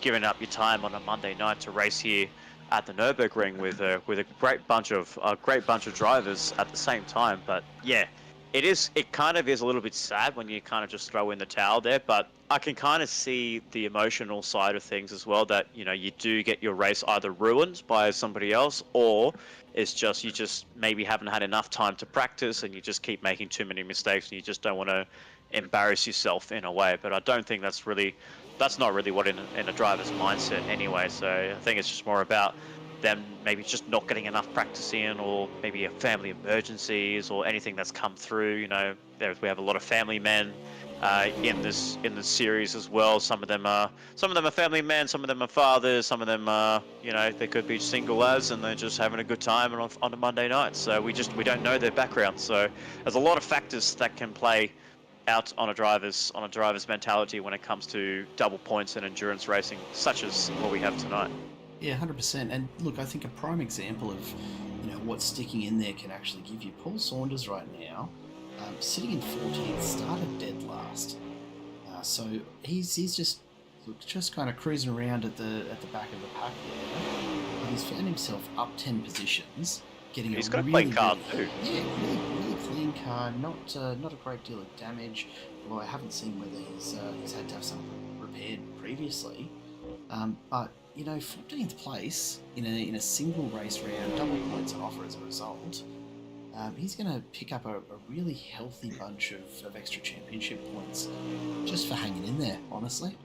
Yeah, absolutely. But he is kind of cruising around a little bit, so maybe he does have a bit of damage on his car. Maybe that's just the way he just wants to keep the car clean, get the points. He knows there's no one around him that can challenge him. Kyle Stevens, right behind him, 15th place, is 42 seconds behind him, and Eden Ward is still yet to come out of the pit lane, still fixing up that damage. So we just still have 16 runners here. We have about we have 8 retirements in this one. Dean Reddit, Matthew Carrick, actually one of the retirements now. Hayden Norris, Pete Minette, Alexander Wilson, Bradley Chai, Simon Lanta, and Alan Dawson are your retirements in this 90-minute enduro here at the Nurburgring 24-hour layout. But we are just under 28 minutes to go, and the gap is closing between Mitchell Curry and Cameron White. 6.8 seconds covers the top two, and Cameron White has dropped Miles Bond by an absolute bombshell here. When he got past him, it only took him a couple of laps to throw the gap up to 9.2 seconds.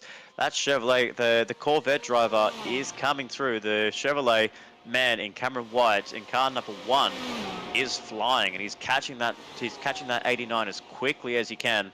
And he hasn't got much time left. Obviously, the drivers have to make one more pit stop, but when do they make that last pit stop? We'll find out in due course. But Mitchell Curry still leads the way in position 1. Cameron White second. Now, Miles Bond still in 3rd place, and a huge gap between himself and Jackson Austin, the next Ferrari, in 4th place, with Joshua Van Treek in 5th place.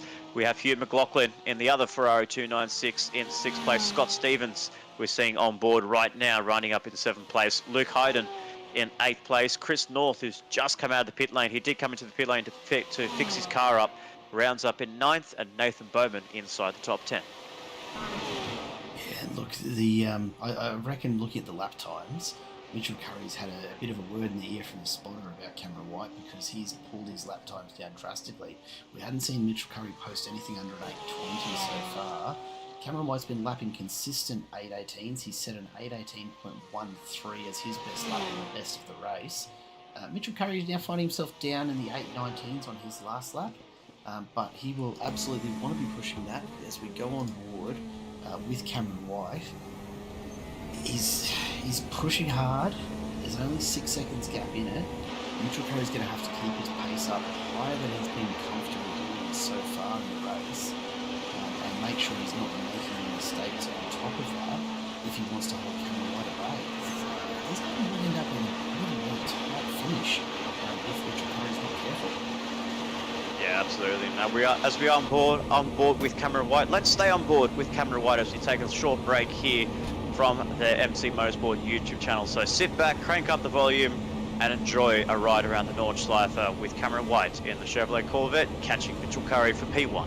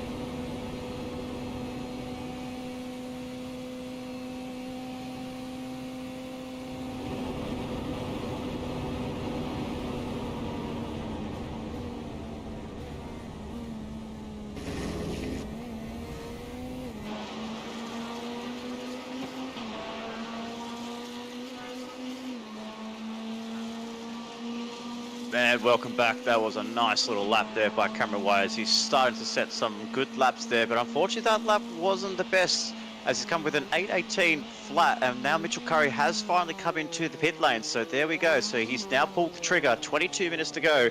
Mitchell Curry has come into the pit lane for what is going to be his final stop in this race. What can he do as he comes through the pack?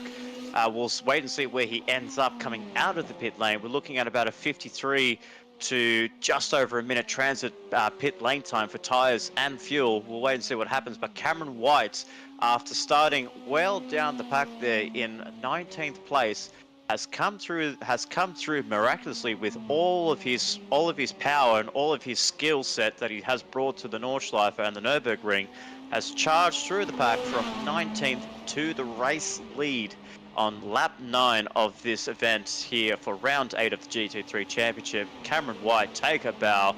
You have definitely earned this P1, but as we know, he has one more pit stop to make, and anything can happen in this next sequence of pit stops. Yeah, look, I was just having a think about this while we were off air there. It's been a little while since I've taken a GT3 around the Nurburgring. I do wonder if these guys might just sneak in the tank capacity to one stop it. If they've made their first stop bang on the halfway mark and they've been smart about their fuel usage. You know, Cameron White's got himself a healthy 10-second lead over Miles Bond. He doesn't have to go flat out. If he does start to drop the pace away, and we've actually seen him do exactly that, he's about 3 seconds off his average pace so far in this lap. I actually think he's going to try coast in and get by with at most a splash and dash here. I'd say I'd expect to get maybe 40 minutes out of the fuel, but yeah, I could be wrong. We'll have to wait and see, because Mitchell Curry's come out in 5th place at the moment, so he's running down in P5. He's just exited the pit lane, so he's yet to make any inroads.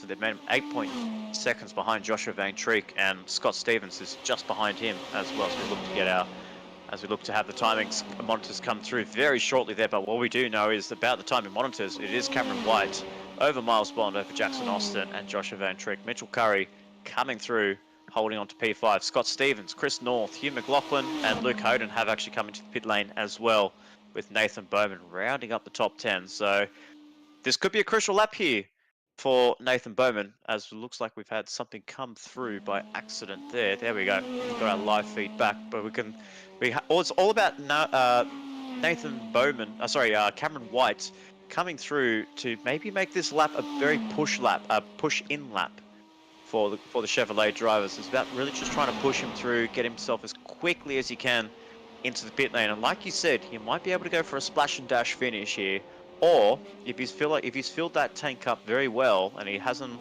used too much fuel, as we know the Corvette can be very thirsty on the fuel, he might be able to get to the end on a one-stop strategy.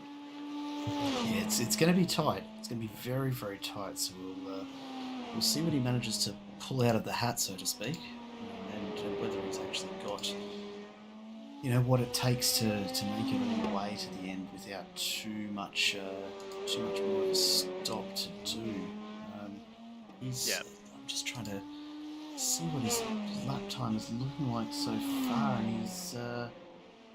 Well, he's still got an 18.8 on that last lap. So that onboard lap that we were running with, he was only just fractionally faster than his previous lap. So that's still bloody quick though. We've not seen anyone else run an 8:18 yet.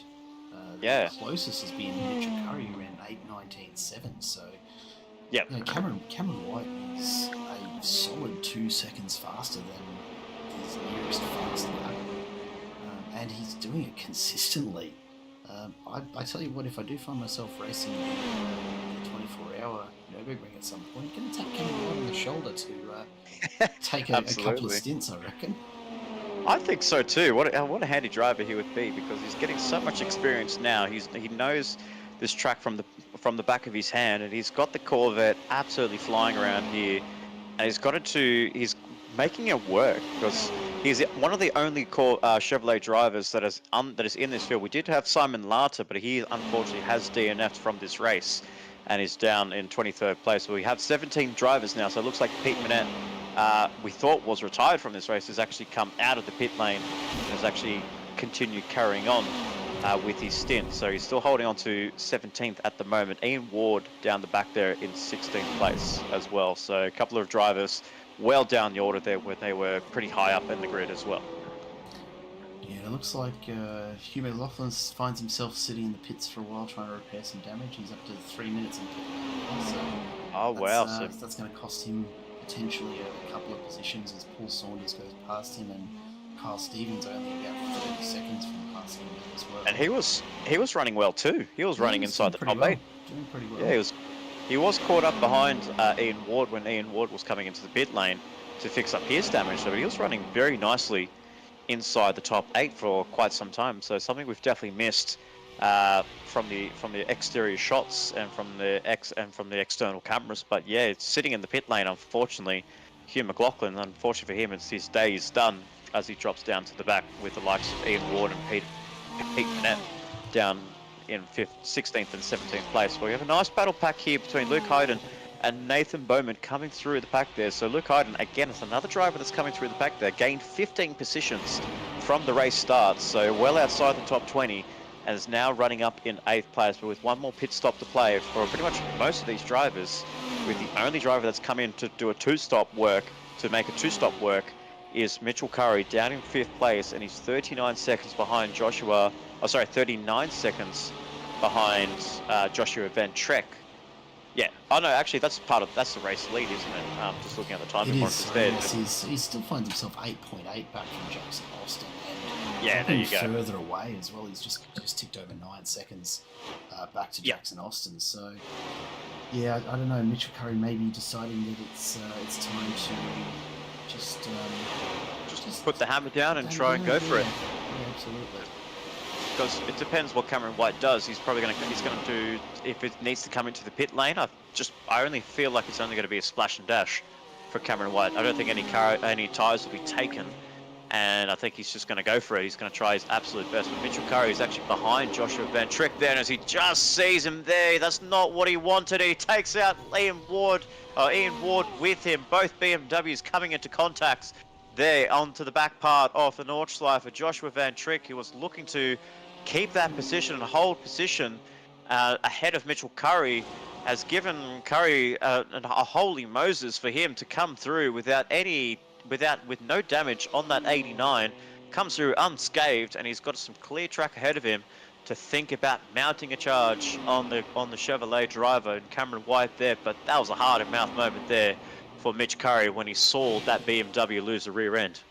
Yeah, and really just unlucky for Ian Ward getting caught up in that. He's found himself towed to pits now. That'll be his racing done for the night, I'd say. By the time he tows around and gets any sort of repairs done, I don't think he'll be putting in any more laps. So heartbreak for Ian Ward. Will likely finish back in 16th as a result of just being in the wrong place at the wrong time. But hey, that's racing, isn't it?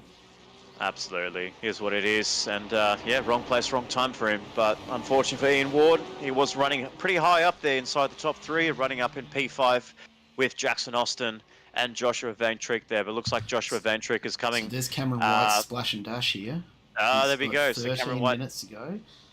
Let's see how quickly he gets out of the pit lane. He's just waiting on fuel, and there we go. There we go. He's found himself dropping back into 3rd. Now, can he stay ahead of Mitchell Curry? And where is Mitchell right Curry? Alongside each other at the pit exit, I think. And here comes Cameron White out the exit off the pit lane. And can we see Mitchell Curry inside? No, we cannot. So this is our race order, ladies and gentlemen. There's Mitchell Curry coming into turn 1, and Cameron White coming into the Mercedes-Benz Arena. He takes the lead over Mitch Curry, and he's got that gap, a healthy gap, 3.3 seconds over Mitchell Curry. Wow. Now, in saying that, has Miles Bond already made his second stop in there somewhere, and is he just going to cruise to victory from here, I wonder? I don't think he's made a second pit stop. I don't think he has. I wonder if he can pull it off on the single stop. We've probably got 12 and a half minutes to go, so you'd have to think that next lap would be our last. I wonder if he's got enough fuel to make it through. Well, he set himself an 8 minutes 20.5 on the last lap. Jackson Austin as well, 8 minutes 22.1. So I think these drivers are running to a fuel number. Yeah, I absolutely. think they're running to a fuel strategy, and they just want to get these. They want to bring these cars home with 2 laps to go until the end of this race. But Cameron White and Mitchell Curry are going to be throwing these cars like it's nothing. 29 seconds separates the top 4. Cameron White is only 9 seconds behind Jackson Austin. But the problem is, though, even though you are less than 9 seconds behind, it's all about getting that overtake done. You need to get past him, and you're going to try and catch up to him in the Nordschleife. It's going to be the hardest thing you can do. But if anyone can, and if we've seen it very well demonstrated, if anyone can do it, Cameron White can certainly do it. Yeah, we'll keep an eye on that one in the background and see if he keeps closing the gap on Jackson Austin, as Luke Hayden is just managing to hold Nathan Bowman 3 seconds back from him at this stage. I reckon there's an opportunity here for Nathan Bowman if he can just start to wind Luke in a little. Although he's putting a few more tenths on, so he might have just found the extra gear he needs to pull away from Nathan Bowman and cement that 8th position finish. It's a long way from home, I know. He's still got a long way to go. He's got to hold it together and keep his pace. But yeah, they're probably about the closest 2 drivers on the track at the moment to each other. Everyone else with some pretty clear air and just making it through this last 10 minutes. I don't think anyone's going to want to do anything silly at this stage of the race. It's going to take them out.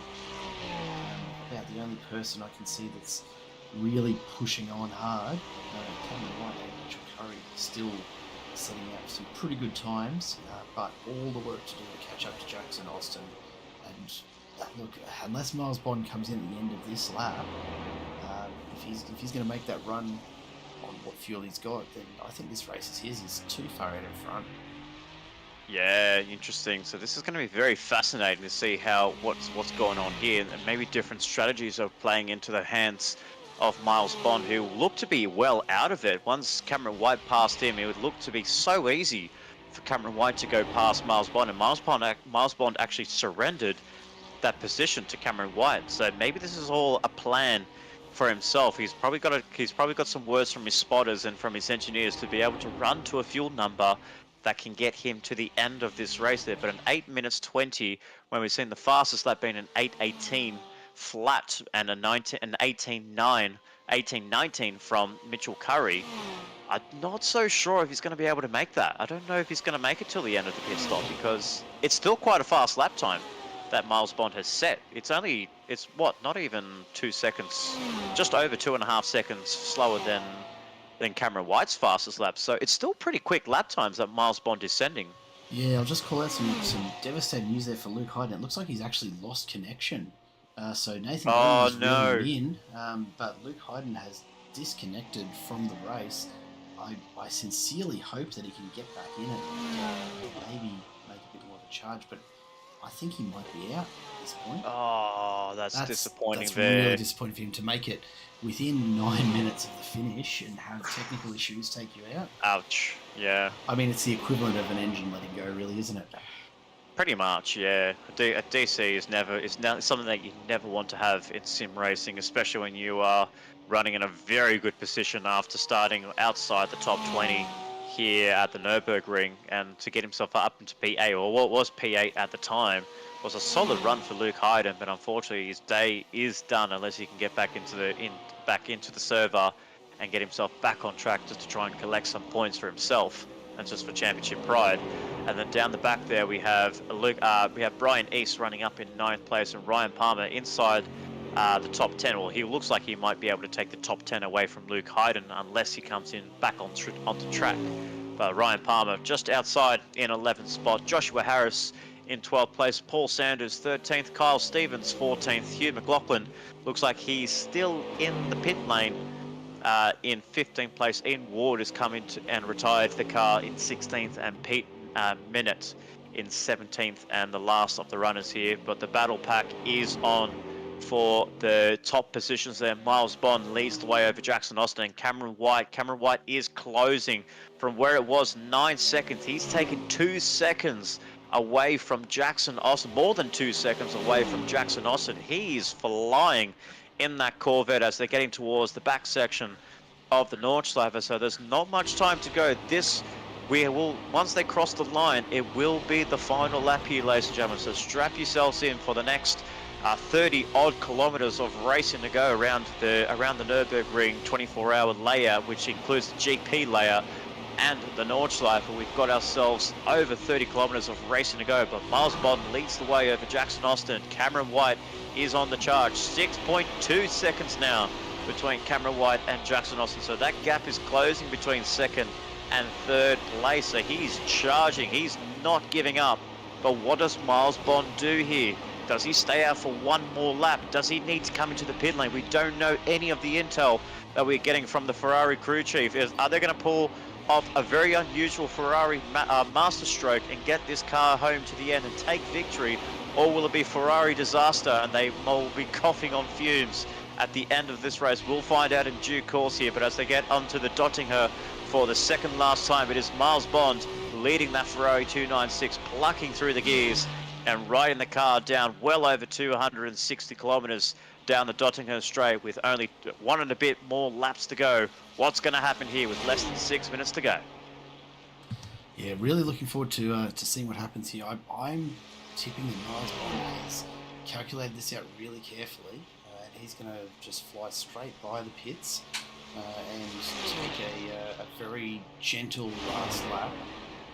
If that's the strategy he's played, then he's proving himself to be really on the ball with his strategic thinking around the pit stops as well, and not just a reason fast. He's in the pit lane. He's in the pits. Oh, okay, here we go. So 18 seconds. He can't do it. Austin. No, he's not going to do it. This pit lane is just going to take him. You'd have to think based on Cameron White's last one, 41 seconds. I can't see him getting out in under 30 seconds. No. So Jackson Austin's going to come past Cam White, Mitch Curry. He's tried. He tried so hard to make this a single stop. And Jackson Austin in the pit lane as well. So it is Cameron White that will be taking the lead of this race over Mitchell Curry. What a race this has been for Cameron White. There he goes, flying past the pit lane. A splash and dash for Miles Bond. But where does this put out Miles Bond? There's Mitchell Curry.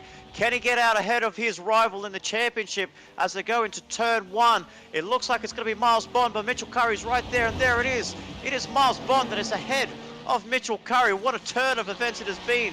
We just saw only probably about 3-4 laps ago, Mitchell Curry was leading this race over Cameron White and Miles Bond. But now the tables have turned here. Cameron White leads this race, and Miles Bond, the championship leader that took the championship lead away from Mitchell Curry, is in P2, and most crucially ahead of his rival down in third place. Jackson Austin has come out of that pit lane, still holding on to fourth place, but my goodness, that was a close call there for Miles Bond there. Unfortunately, could not get that extra lap in. 1 lap too long.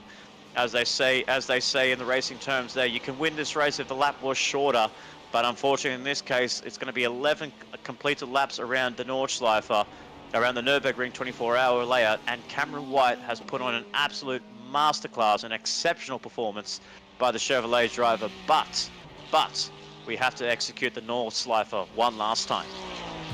Yeah, look, I think, Mitchell Curry's just hanging onto the back of Miles Bond there, about 2.5 seconds. The gap between those two.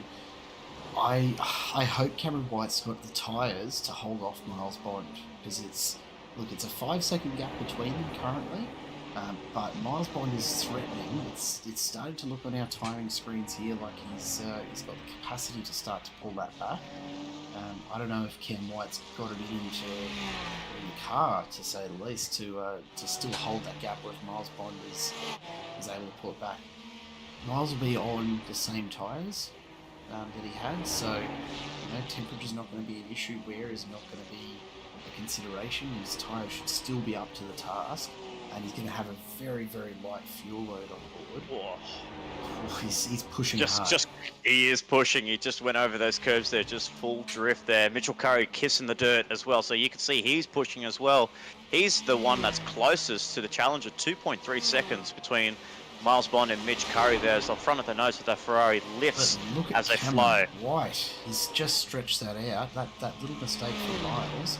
And Cam White stretched his lead out to almost 6.5 seconds in the blink of an eye. Wow, absolutely. But the gap is coming down there, so maybe a little blimp on the Chevrolet Corvette. So it looks like he is also struggling just a little bit on those tires. So, my goodness, this is a cliffhanger to end this Round 8 GT3 Championship powered by MCSR for the MC Motorsport GT3 Championship. What a finale what we are setting ourselves up for. Cameron White, from starting in 19th place, is going to get himself, he's got himself into P1, but he's not home just yet. He needs to try and exit. He needs to get through this last bit of the Nordschleife and then onto the Dottinger as the leader of this race. But here's the thing as well. Has the drivers put enough fuel in their cars to not cough on the Dottinger straight? Because that would be an absolute travesty if that was the case. But I think for the expert drivers in Cameron White, Miles Bond, Mitch Curry, and Jackson Austin, I want to put in the equation as well.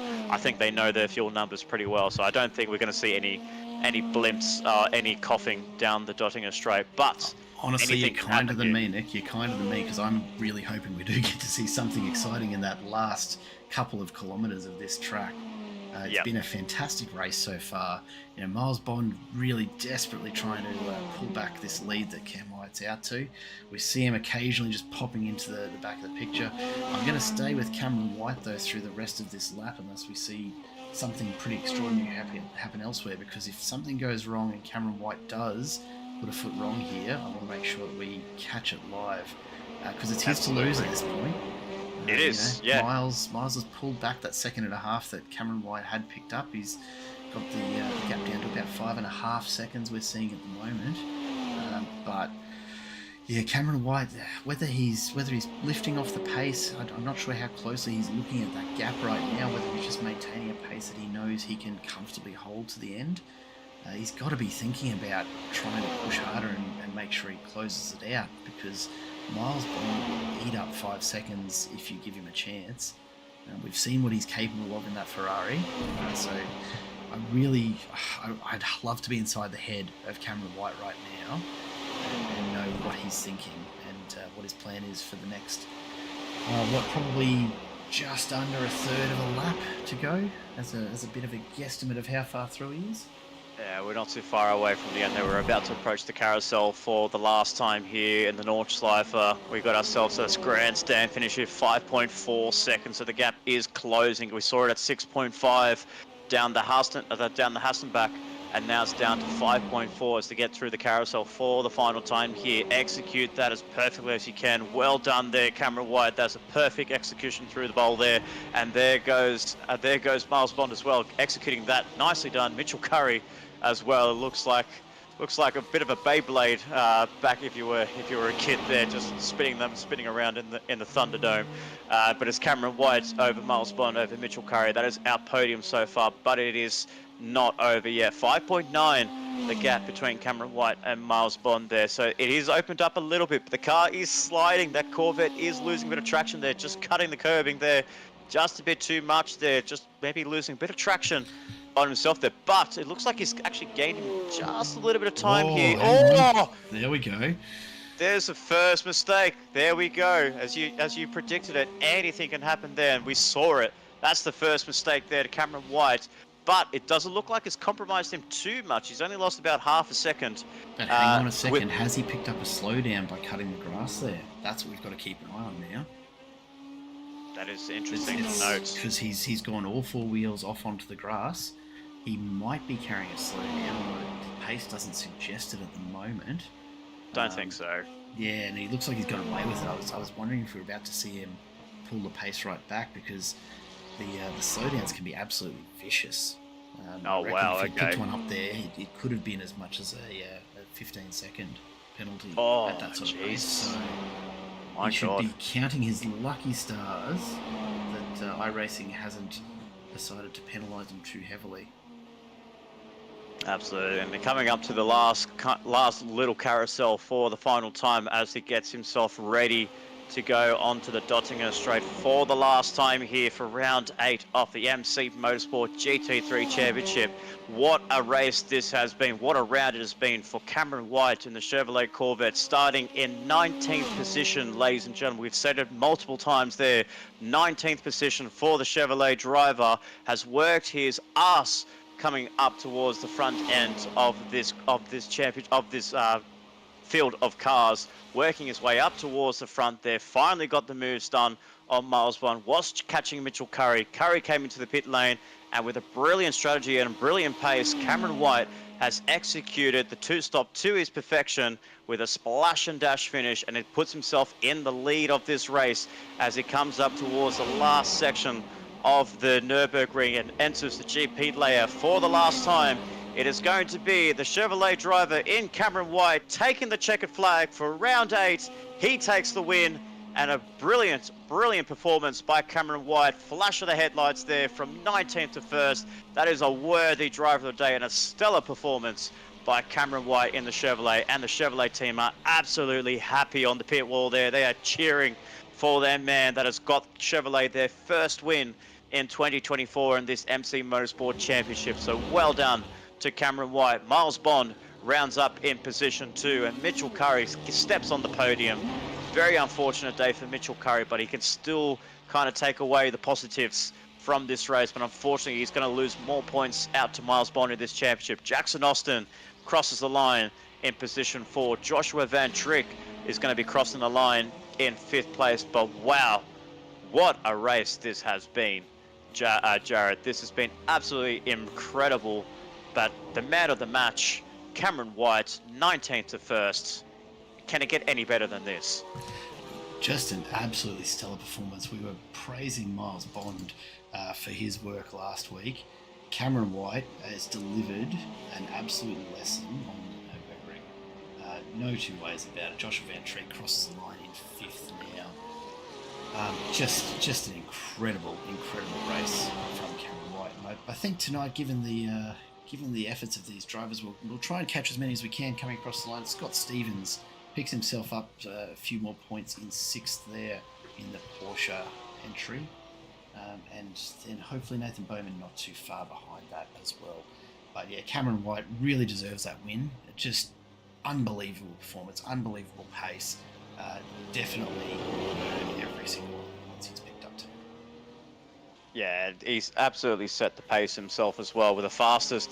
It wasn't the fastest in qualifying. That went to Mitchell Curry with an 8:17 qualifying lap to 8 minutes 17 flat qualifying lap time, but at the race pace 18 minutes flat for Cameron White, and Curry's best lap time was at 8 minutes 19.727. So that's a huge difference in pace, and what a race pace he has brought to the table. The pace that he brought, we saw lap after lap, it was consistently running in the 18s, even in the low 19s as well. So the Chevrolet driver in Cameron White, the pace that he's managed to put in his car has been absolutely masterclass around the Nurburgring 24-hour layout there, as he's about to do some celebratory skits and really destroy those tires, because those tires have seen the end of days. We did panic a little bit when he got to the back end of the Nordschleife, where he did go all 4 wheels off the tarmac and onto the grass, and that nearly caught us by surprise there. We thought that was going to be a slow down penalty, but he can count his lucky stars. That did not happen at all, and what a race and what a performance by these top 3.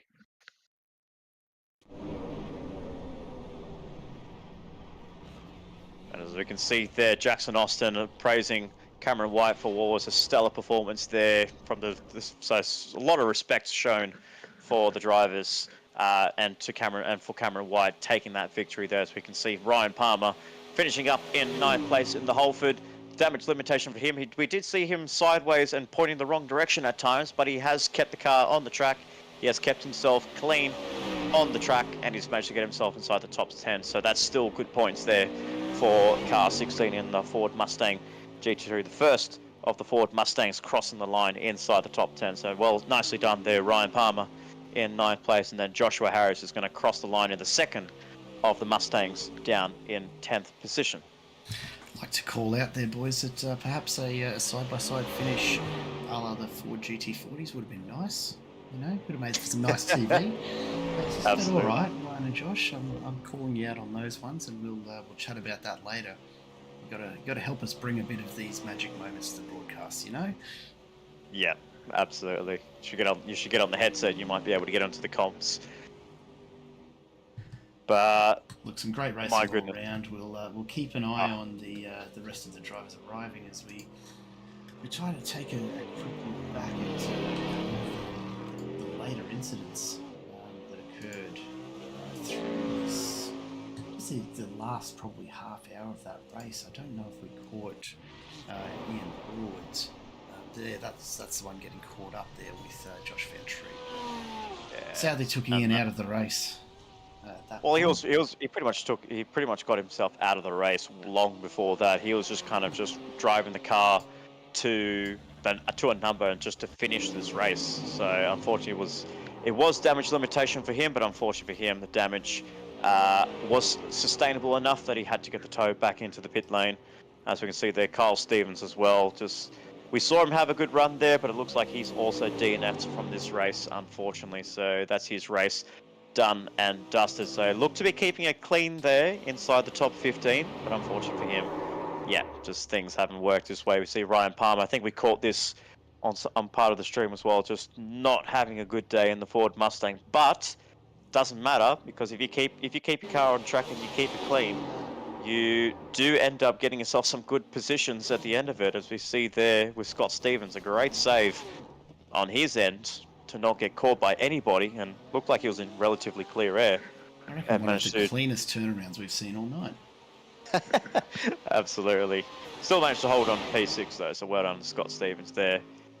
But my goodness, what a race, what an event this has been here at the Nurburgring. So it's been a huge pleasure to be able to bring this broadcast to you, ladies and gentlemen, and thank you for tuning in to the MC Motorsport YouTube channel. If you have enjoyed that, please give us a thumbs up and share this stream around to your friends and your family, and throw the subscribe and hit the subscribe button as well. Put the notification bell on. See us every single Monday night.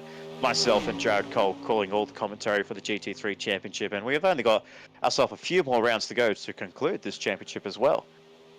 Yeah, just a couple left to go now. Tonight's special event being round 8. We've got 2 rounds to go. Something to call out as well, of course, is that this week's is the last of the rounds that's actually eligible to be the drop week in the championship standings. So from here on, the worst week has been counted. Your next 2 results are getting counted either way. So it'll be all or nothing from all of these drivers, I'm sure, as they try to shore up their championship positions or maybe even claw a couple back. It's certainly not all decided yet. A lot of close races, not just in the top 3, but further back through the championship standings. As we see Paul Saunders making his way across the finish line. Look, certainly a long way back from the leaders, but a good race put in. We saw him earlier just making his way through, and he finishes 12 positions up from starting at what was the back of the grid. He's picked up some more points than he probably expected tonight. Yeah. Look, valid strategy. Nurburgring, survival is half the battle. Oh, absolutely. You can see his final lap there was a 9-minute fight. He didn't want to throw that car into the barrier at all. And like I said, we did see him, and the car is relatively clean. Doesn't look like it's got any scratches at all. Starting from the back of the field, moving his way up to P12. He just had to wait for the carnage to happen in front of him. He just had to drive past them and just say, see you later, I'll take 12th position away from you all. So kept it clean, kept a nice clean race for him, and some good points haul for the man. But there we have Cameron White, our victor, who's been putting on the donuts and the celebrations in the Nordschleifer. Absolutely incredible there. Throwing the car around, destroying the car. He knows he doesn't need that car anymore. He's going to get himself a brand new one, brand new Corvette. Next time out, as we go 2 more rounds to go to the end of this race, to conclude this GT3 championship. There we go. Celebrations all around for the Chevrolet driver. Probably not the smoothest of donuts I've ever seen. Look, I think that's the one criticism I'll make of us having the fixed setups here, is that you can't turn that traction control off. So it it does make it a little difficult to celebrate appropriately, doesn't it? Absolutely. That's why in the famous words of Cam Waters, you just do it on the grass, and just do a Mildura style. Mildura style, love it. But that is going to be the end of our broadcast here, ladies and gentlemen. So thank you so much for tuning in to the MC Motorsports YouTube and for channel and for round 8 of the MC Motorsports GT3 Championship. We thank you so much. Tune in as we have 2 more rounds to go until the end of the until the season concludes. We are very excited for this. It's going to be a close championship fight between Miles Bond and Mitchell Curry, but we do know that Miles Bond has extended that lead over Mitchell Curry down in 3rd place as we have our official results now. Cameron White has taken the victory. Miles Bond in P2 and Mitchell Curry rounds up the podium in 3rd place. So a little bit of a head scratch for Mitchell Curry, unfortunately. So leading the race for the majority of the race, and unfortunately finishes down in P3. So something to think about, and maybe just try and maybe work out a little bit of a strategy for the next race, because he did come in very early. We have to remember that as well, Jared. He was the first of the pit stoppers. So he was putting himself a little bit on the back foot there. What we thought was a masterstroke, unfortunately, is resulted in a P3. Yeah, just not his day. It'll be interesting as always. The conversation on the Discord, if you want to get in on that and have a look at the convos that happen after these races. I'll certainly be asking Mitch what the hell he was doing pitting so early after just one lap, because we didn't see any real damage, and I reckon that's cost him a much more solid shot at the podium than he otherwise would have had. Can't be disappointed with the 3rd place finish, but what could have been in a double points round, I reckon he might be kicking himself after that one. Absolutely, yes. A little bit of work to do for the 89, but Miles Bond does extend his championship lead, and Cameron White takes the maximum points tonight from round 8 here at the Nurburgring Nordschleife. But that is all, ladies and gentlemen. Thank you so much for tuning in. On behalf of myself, Nick Patasso, and my co-commentator and the wonderful streamer that is Jared Cole, we thank you so much for tuning in to this live broadcast here on YouTube on the MC Motorsport YouTube channel. Hit the thumbs up, subscribe, click the bell notification, and we'll see you guys next time out, next Monday night, for more GT3 racing. So thank you, and good night.